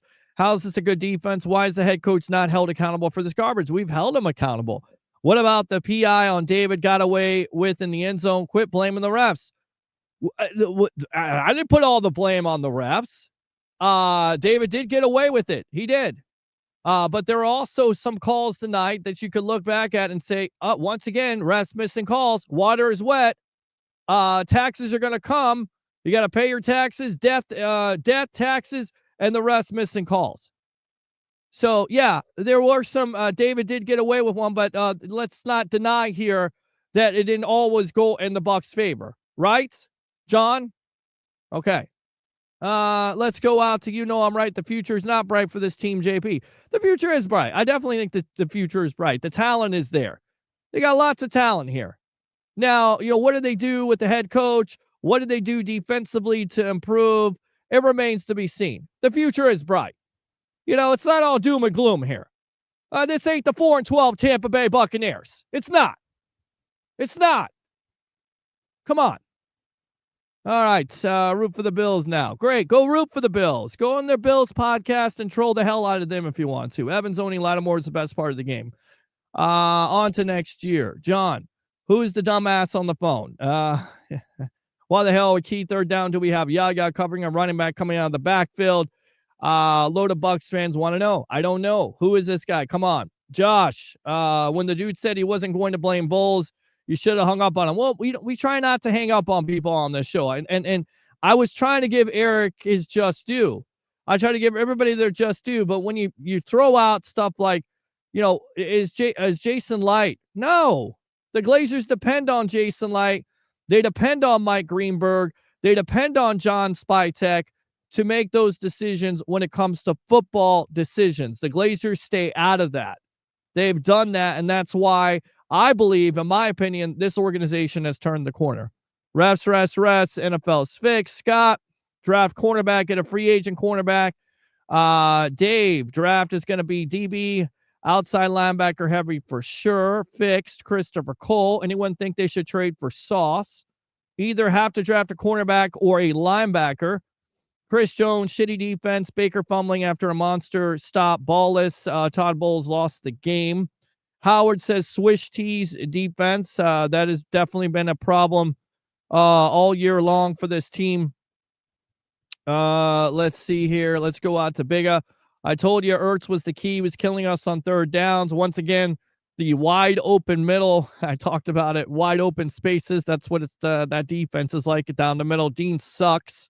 Let's go out to Kazeta. What do I do with my life now? Well, what you do with your life now is you're going to watch football. You're going to watch the Sports Web. You're going to watch the JP Peterson show because the offseason is going to unfold. Football never ends. You got hockey season. You got baseball season. But we always talk about your Tampa Bay Buccaneers no matter what is happening. Cohen isn't going anywhere. Agree. Dave, fans need to be realistic. The D talent isn't there now. Playing 2nd and 3rd practice squad guys isn't cutting it. I'm so heated. Howard 50-50, Bigga. But credit to Daniels because his escapability killed us too. Yeah, I mean, that was the other thing.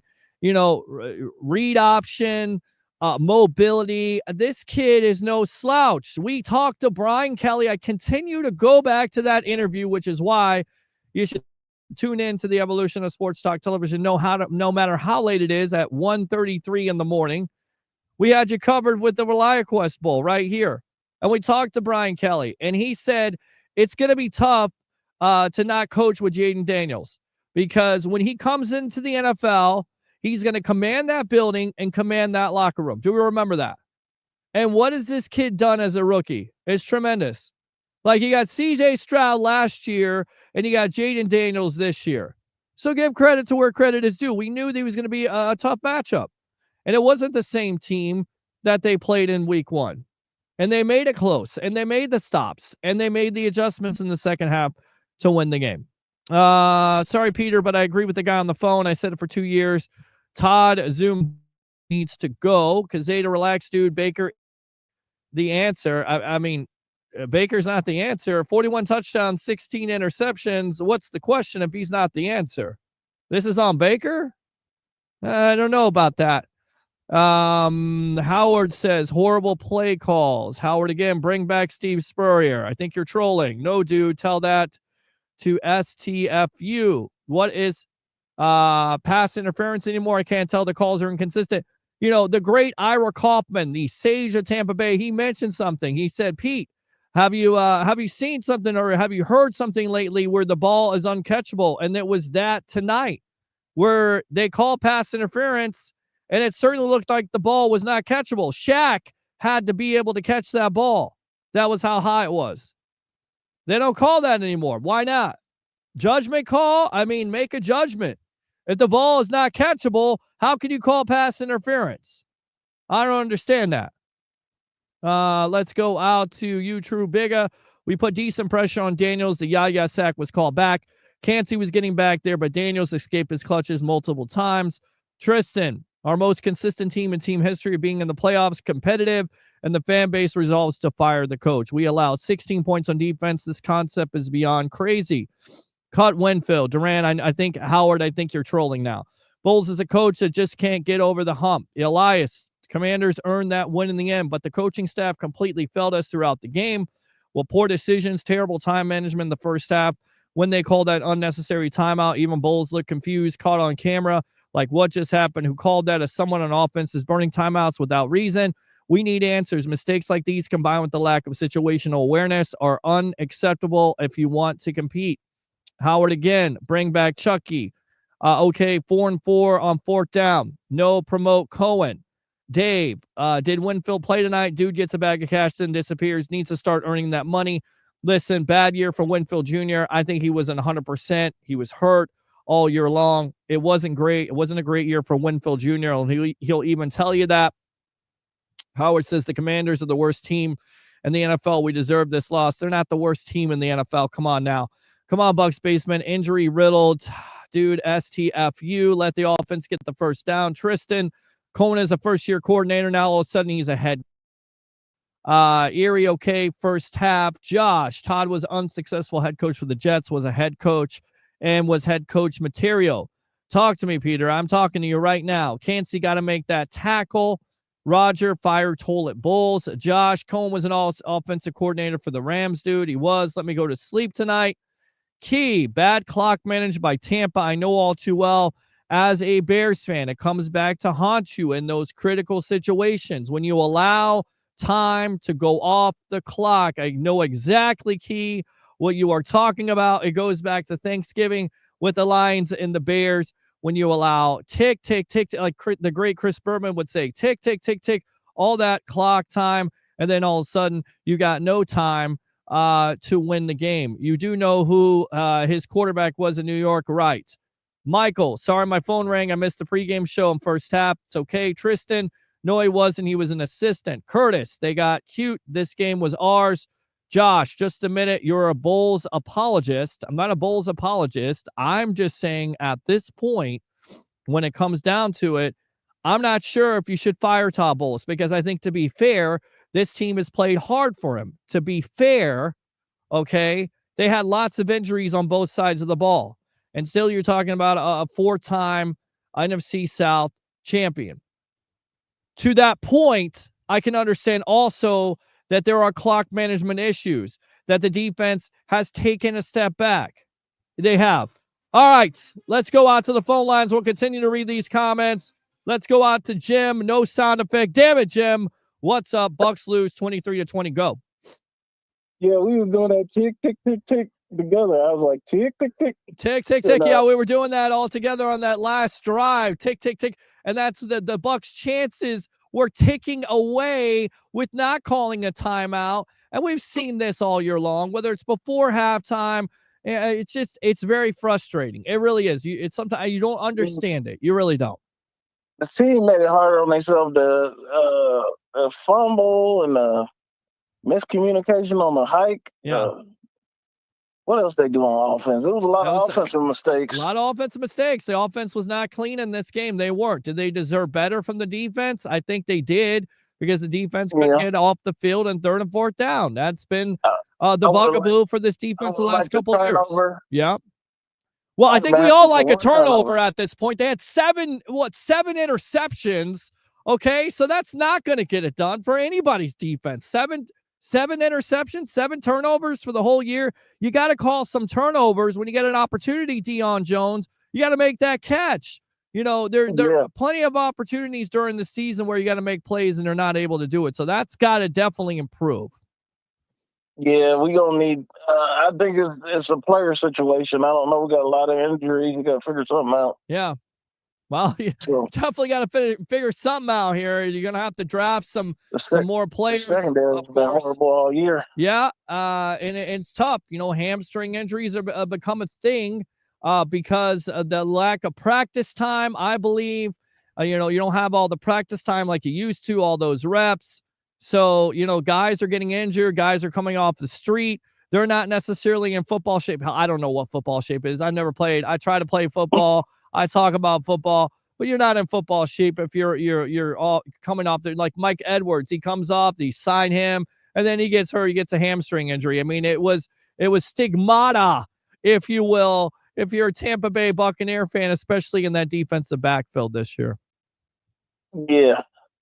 Man, we got a turnover because they kept going for 4th down and everything. Yeah.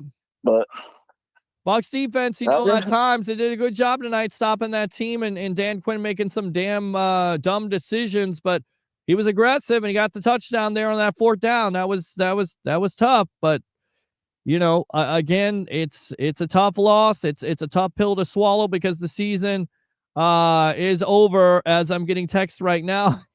Get out of here. Get to sleep. I'm talking to Jim here. You guys be quiet. I'm fine here with staying up all night long as they keep the damn lights on here. I don't want to leave. I don't want the friggin' season to be over with, but the season's over with. And now you got to turn the page and you got to figure out what you're going to do from here. I say try to keep both coaches if possible in all means, but I just say, man, let the GM do his work. That's it. He does a good job. He does a great job. And Light we trust, right? We talk about this on this show all the time. And Light we trust. Believe in the Light.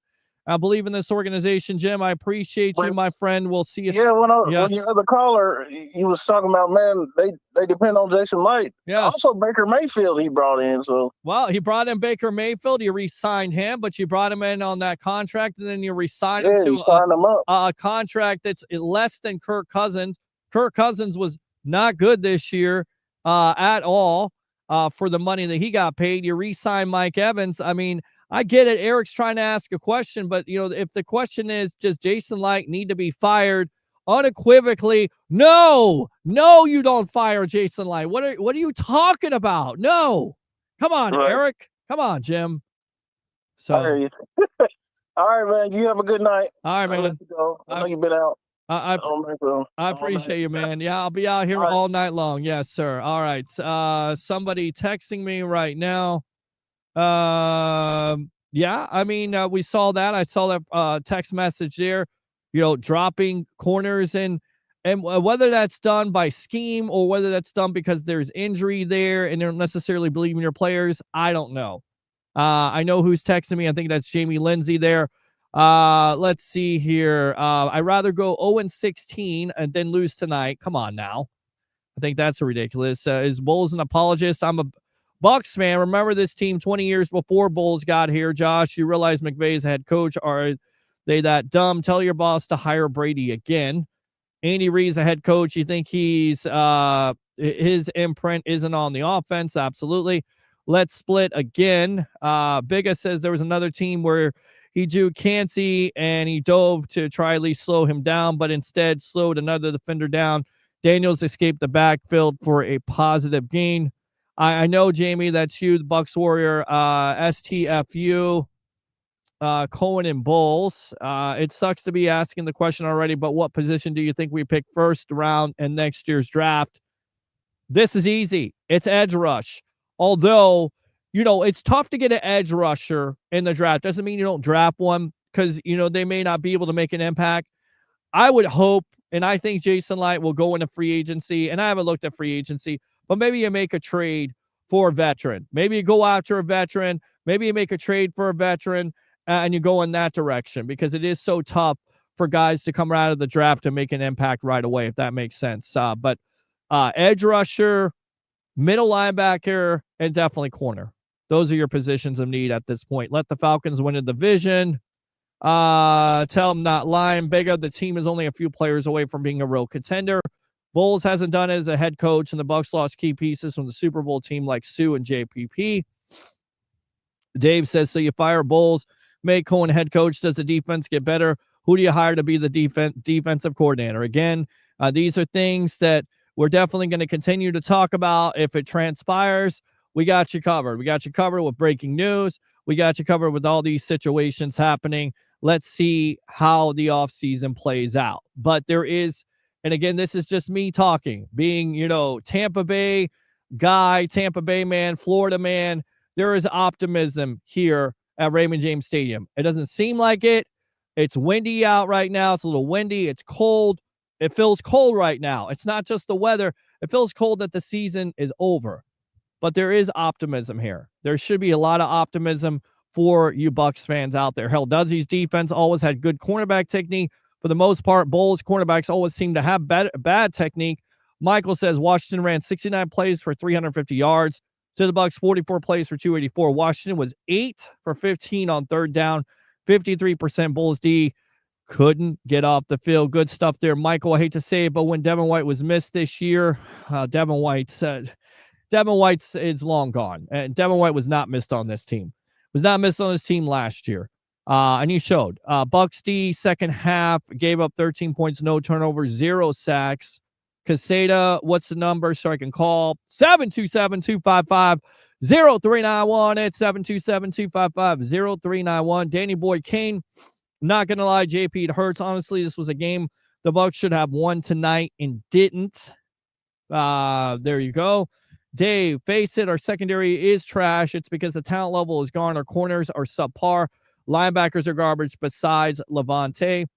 The defense played bad, but we can't dismiss the fumble because the Bucs were in position to go up, 10 points. Our team plays better with the lead. Haven't been able to do that from behind. Carissa, I think Todd Bowles needs to get fired. Liam Combs should be the head coach of the Tampa Bay Buccaneers. Thank you, Carissa. Appreciate the comment.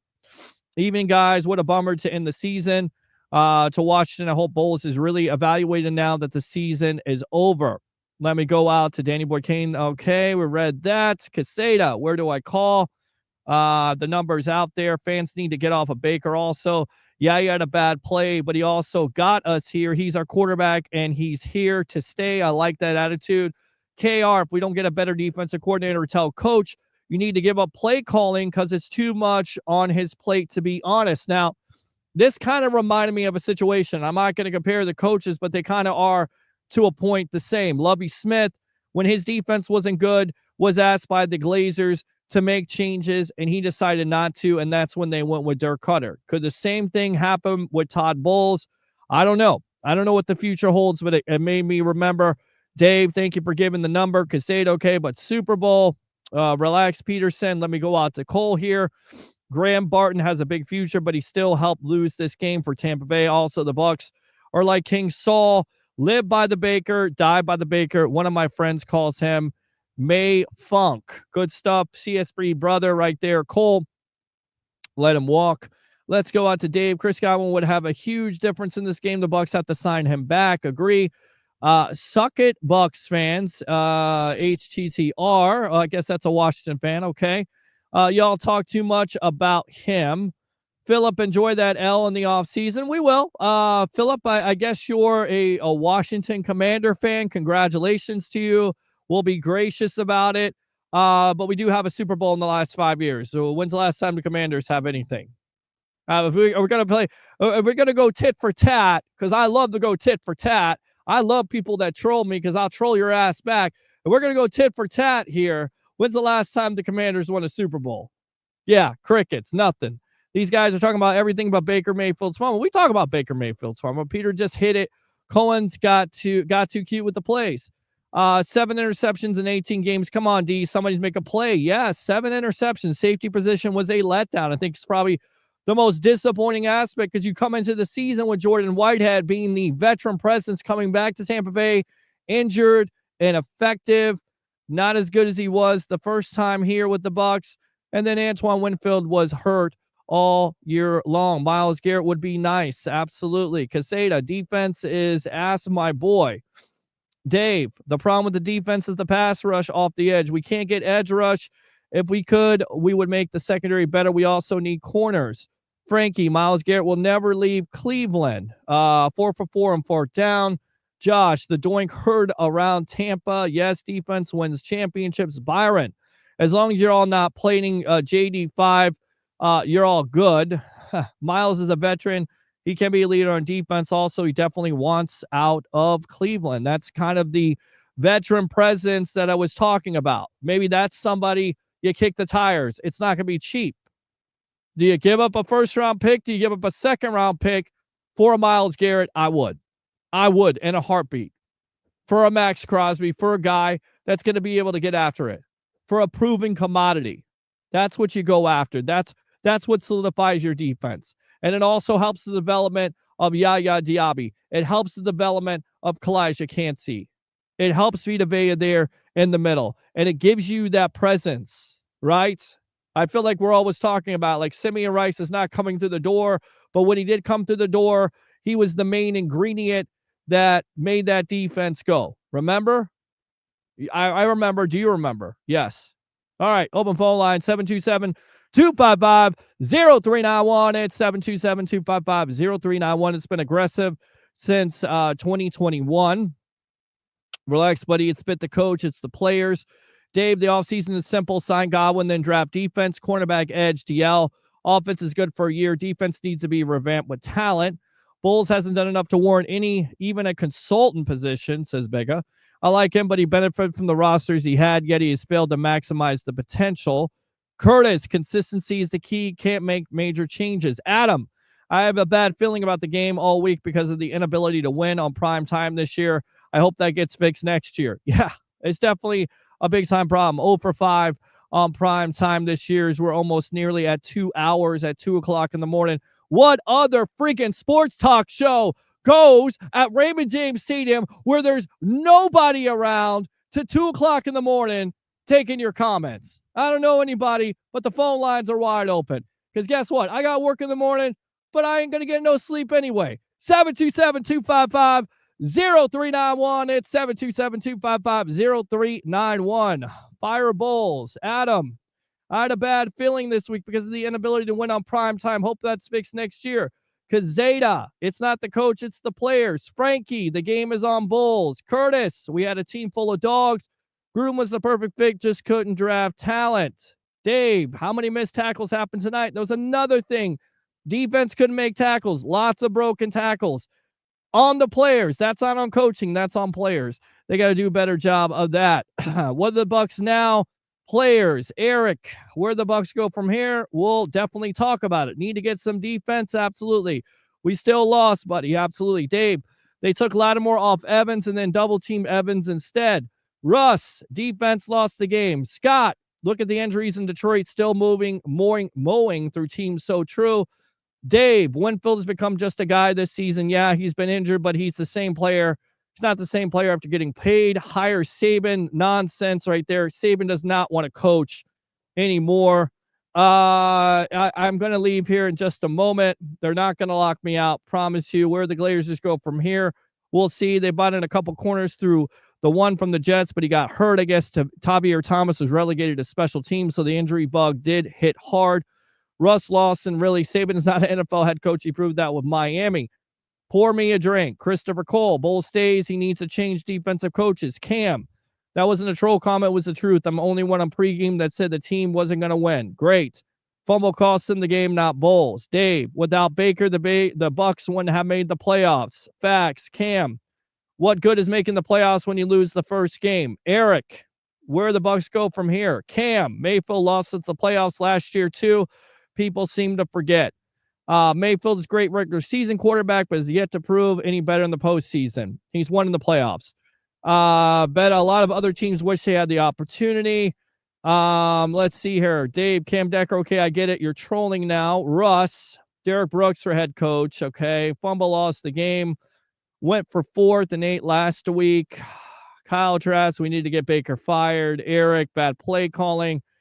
Some of these comments, I don't know why I'm reading them. I'm still reading them because I don't want the season to end. Eric, which side of the ball? I'm not reading political comments tonight. It's too late for that. Honestly, what's the sense in picking up a pass rusher if we still have Todd Bowles? Because he won't be rushing the quarterback. He'll be dropping back in coverage. Trade for Ryan Leaf. We just can't say JTS Braswell, just guys. JTS sucks. Braswell hasn't shown any flashes, looks to be shaping up to be a bust. After 1 year, I think that's tough. It's tough to say that. Let's see. Let's get the kid a couple of more years. JTS, different story. I think they'll move on from him. Yaya Diaby started coming out the last couple of weeks. Just needs to come out next year from the beginning of the season, put it together, complete season. First round corner. Offer Dion the job. There's talk he could be having a job there with the Raiders and Tom Brady. And, of course, drafting his son. You all know Todd is going to miss me with the crap. He's a terrible head coach. Virgin Boys, we should have won more games so he's a better head coach.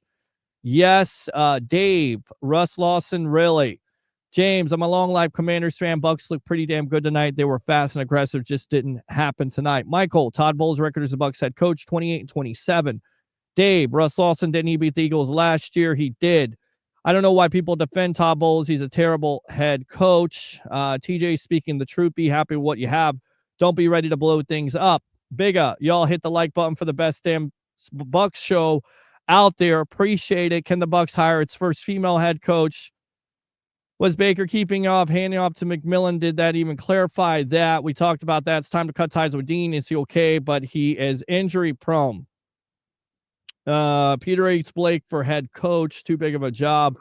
This team will be motivated by the loss, just like when Brady lost to the Rams.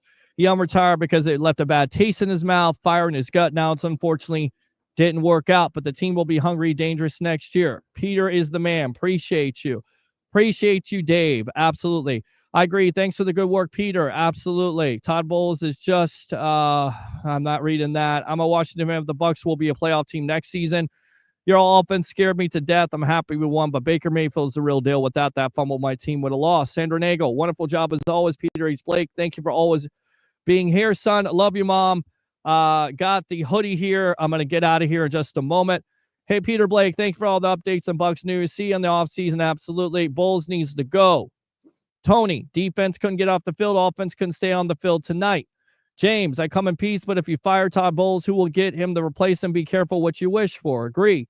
Bigga, Gruden never had 2 consecutive winning seasons. True.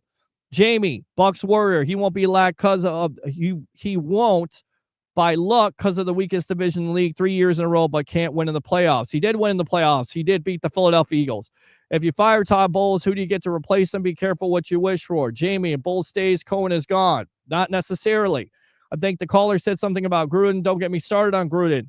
Jamie, David is retiring. We'll see. Peter for Bucs head coach, Bowles the defensive coordinator. Stop it. Bucs need 3 linebackers and 4 corners. Jamie, Eric, calm down. Bigga. Cody Mock made strides this year before the game. I think his pro football focus grade was 4th at his position. Again, positivity to the offensive line as it will gel, as it is young, as you have guys like Tristan Wirfs and Luke Gedeke. Tristan Wirfs now signed. Luke Gedeke is definitely going to earn a bag. When talking about Jason Light, Shaq Barrett was a waste of signing, didn't help at all. Eric, Jamie Lindsay, facts. Bigga, at this point in the game, I mean, we were about to take the game over.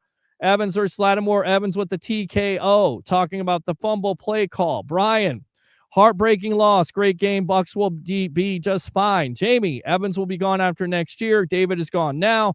Vita is getting old now. The sky is falling. Jamie, come on. Some positivity, my friend. I get it. It's an emotional loss, but some positivity, will you? Evans will be gone after next year. Okay, you read that. I was actually a Bills fan in the early 90s till they lost 3 straight Super Bowls, switched sides, jumped on the Cowboys bandwagon, the 4 Super Bowls. JS, will you be at the other games now that football is over? Probably not. I won't be at the other games. Just be dealing with Bucs. Washington fan here. All takes 2 to dance. Thank you for the best game of the weekend. Ha ha ha. Bills made it. What are you guys doing? Bulls and Cohen isn't going anywhere. Okay. I know that's New York there. Let's AI ref the games at this point. Winfield made a few plays tonight. Come on, Eric. Really light is nowhere to be fired. Baker Mayfield is just a Temu. Josh Allen. Virgin Boys. Winfield did nothing. 4-time NFC South champions ain't really saying that much, and we can't make it past the second round or first, that matter. Not being negative Nancy, but upper management has to change. Virgin Boys, defense is trash. They let him convert almost every third down. Virgin Boys, no INTs or fumbles. That's trash. Albert, would Dennis Allen from New Orleans Saints make a good fit here in Tampa? Don't know. We'll see. I pray the Bills take Chris Godwin next season. Stop it. Do you think the reason why we jinxed against the rookie quarterbacks is because we never re-signed none of our rookie quarterbacks to a second contract? I have no idea. It's past 2:00 in the morning, but who knows? That's a great point. I don't know. It's rookie quarterback has been a curse for this Tampa Bay Buccaneer team. We are alarming lack of turnovers on defense this year. Michael, should the Bucs have let Washington score a touchdown last drive so the Bucs could get the ball back? I was thinking the same thing. Yeah, didn't need that road at all. Peter, I think it's time to start covering the Bills and leave the Bucs in the past. Jim, the fumble was now not a need and a close game. The Bucs won't win another Super Bowl in 20 years. Where was that damn good luck duck when we needed him? He wasn't here tonight. The Bucs can barely win the worst division in the league. People thought they would go far. And Albert, awesome show. Love to hear the comments. Awesome. I read all those comments past 2:00 in the morning. Guys, I hope you keep on tuning in here. Thanks a lot to the great JP Peterson. Once again, catch him here in about 8 hours from 10 a.m. to 12 noon as he breaks down the Bucs game in case you didn't get enough of the heartbreaking loss in the Bucs against the Commanders 23-20 live here at Raymond James Stadium. Of course, thanks a lot to the media icon, Mr. TJ Reeves of the Buccaneer Radio Network. We'll be back soon. Maybe tonight, maybe on Wednesday. But we definitely got you covered. Like and subscribe to the Sports Web on YouTube. Friend me on Facebook at Peter H. Blake and do 3 things here as the season is basically over. Regular season, but the off season starts. We turn the page. 3 things. You know them. You love them. You got to have them. Thank God I got this hoodie. Bring your passion. Bring your excitement. Just don't bring any nonsense. I'm your host, Peter Blake. Your Rolex reporter. Can you see it? It's right there. It's my time. And of course, for fans out there of the Sports Web and the Tampa Bay Sports Fan, it's your time. We'll see you next time on the evolution of Sports Talk Television. As always, even though they lost to the Commanders, go Bucs.